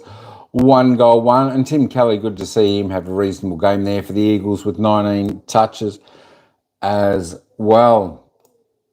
There we go. We're going to just run through the games that are coming up next week in a moment. Jeremy Cameron, there we go. Yeah, ended up with 14 touches, 12 kicks, 5 goals, 2. Sapori, TSV, how you going? Thanks very much. Great to see you in here. Thanks for visiting. End of round 12, of course. We had 4 teams with the bye this week. But I'll tell you what, next week, have you ever been pegged? Yeah. No, but my clothes have. My clothes have been pegged, especially on the clothesline. There we go. All right, there we go. Jack Henry with 9. Shannon Neal with 8. Oscar Allen, as I said, just the 8 touches, 4 goals. All right, let's have a quick look at the team stats. All pretty square there. 341, 345, only 4 the difference after a full game of footy. There we go. The kicks went to the Cats. The handballs went to the Eagles. Inside 50s, 43, 59. Let me just have a look at those scoring shots. 43 inside 50s for the Eagles, 18 scoring shots. And, of course, 59 inside 50s for the Cats, 31 inside 50s. Disposal efficiency, pretty similar. There's the free kick count, 13 to 16. Look, I think the umpires umpired this game reasonably well. I think they've done pretty good this week. So well done to the umps. The stoppages, pretty tight there. Just one the difference. As with the clearances, 2 the difference. Well, Bailey Smith was probably the difference in the Senate clearances. 17 to 11, Cats winning by 6. Stoppage clearances, Eagles had that by 8. Contested possessions, uncontested. There we go. You don't get much closer than that in a game. As I said, this was a fantastic game. Cats, though, got the better in the mark. There we go, by 33. And marks inside 50, that's really good. They certainly got a lot of those late.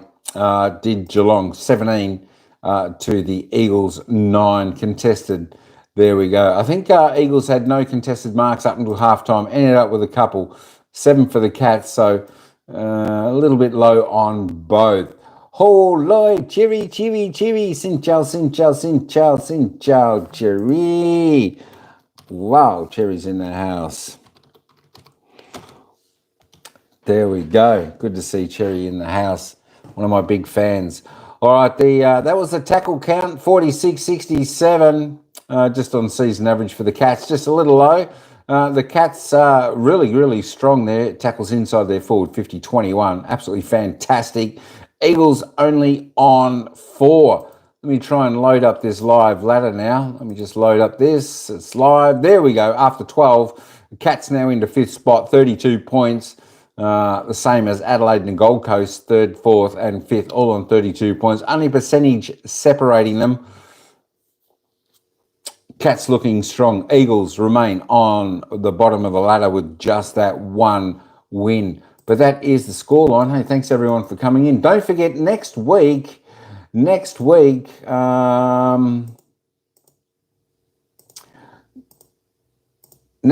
games, hey, it all kicks off. Let me tell you this. We have got a epic round of football. Round 13 coming up. It is going to be a barnstorming round of football, and of course it all kicks off Thursday night, 7:30 p.m. Melbourne time. Thursday night football action. We've got the Western Bulldogs taking on Hawthorn. Holy Toledo, that is going to be an absolute ripper. 149 the Dogs, 264 the Hawks. Western Bulldogs going in favourite Thursday night football. We next tune over to Friday night football. Of course, Adelaide Crows at 161 go into that game favourite against the Brisbane Lions at 2:32. 7:40 p.m. Melbourne time. That's next Friday. I tell you what, Brisbane Lions are going into that game as outsiders. Wow, that's a big call. That is a big call. But of course, Adelaide in fine form. That's going to be played over to Adelaide Oval. Of course, we've got 3 games coming up next Saturday. And it all starts at 1:20 p.m. at the MCG, where the Richmond Tigers, they take out on the out-of-form Sydney Swans. I tell you what, Richmond 284 outsiders, 143 Sydney Swans favourites. I'll be taking a little bit of that at Richmond at 284. I think they're good value, and they're going okay at the moment. Straight after that, 4:15 next Saturday, we've got the Geelong Cats playing against the Gold Coast Suns down there at GMHBA Stadium in Geelong. This could be a battle for, as we have a look, Brisbane play Adelaide. If Brisbane happen to win and Geelong happen to win, that means that Geelong will go up into third position. So that's going to be really, really fascinating to see who can win these games. I told you, folks, this is a monster weekend of football. With Adelaide and Brisbane, Richmond. All right, so yeah, as I said, 4:15 next Saturday, Geelong Cats taking on the Gold Coast Suns. Home game for Geelong. That's going to be fantastic. And of course, the game following that is the GWS Giants. They're going in hot favourites against Port Adelaide there at Manuka Oval. That should be another fantastic game. Well, both teams not going overly well at the moment. It's anyone's game, that one. I'll tell you what, Sunday.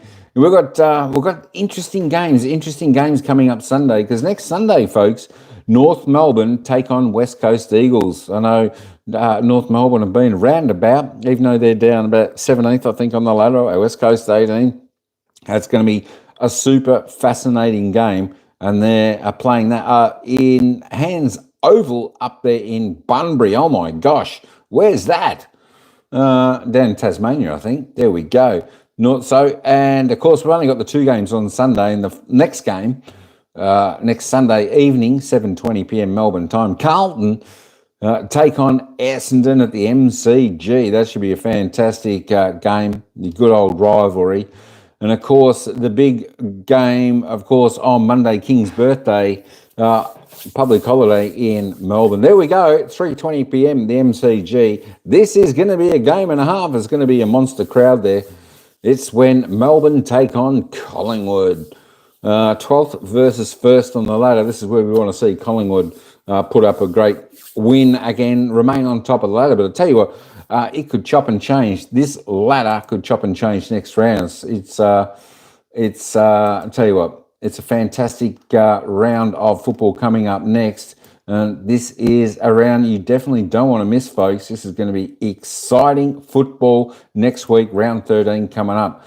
But that's all I've got for everyone out there today. Hey, thanks everyone for tuning in this week. Round 12 AFL football action. It was an absolute ring-a-ding-ding-ding round of football. Just to recap, round 12, we had Brisbane defeating Essendon, Collingwood defeating Hawthorn, Fremantle defeating Gold Coast Suns at home, GWS Giants 3-point winners over Richmond, Adelaide big winners over Sydney, Melbourne going down, losing to St Kilda. St Kilda having a good victory there today, and of course West Coast Eagles being defeated by Geelong tonight in this game. Don't forget St Kilda, round 13, St Kilda and the Dockers.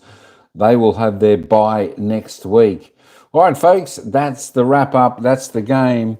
We've seen the ladder, the stats, the results.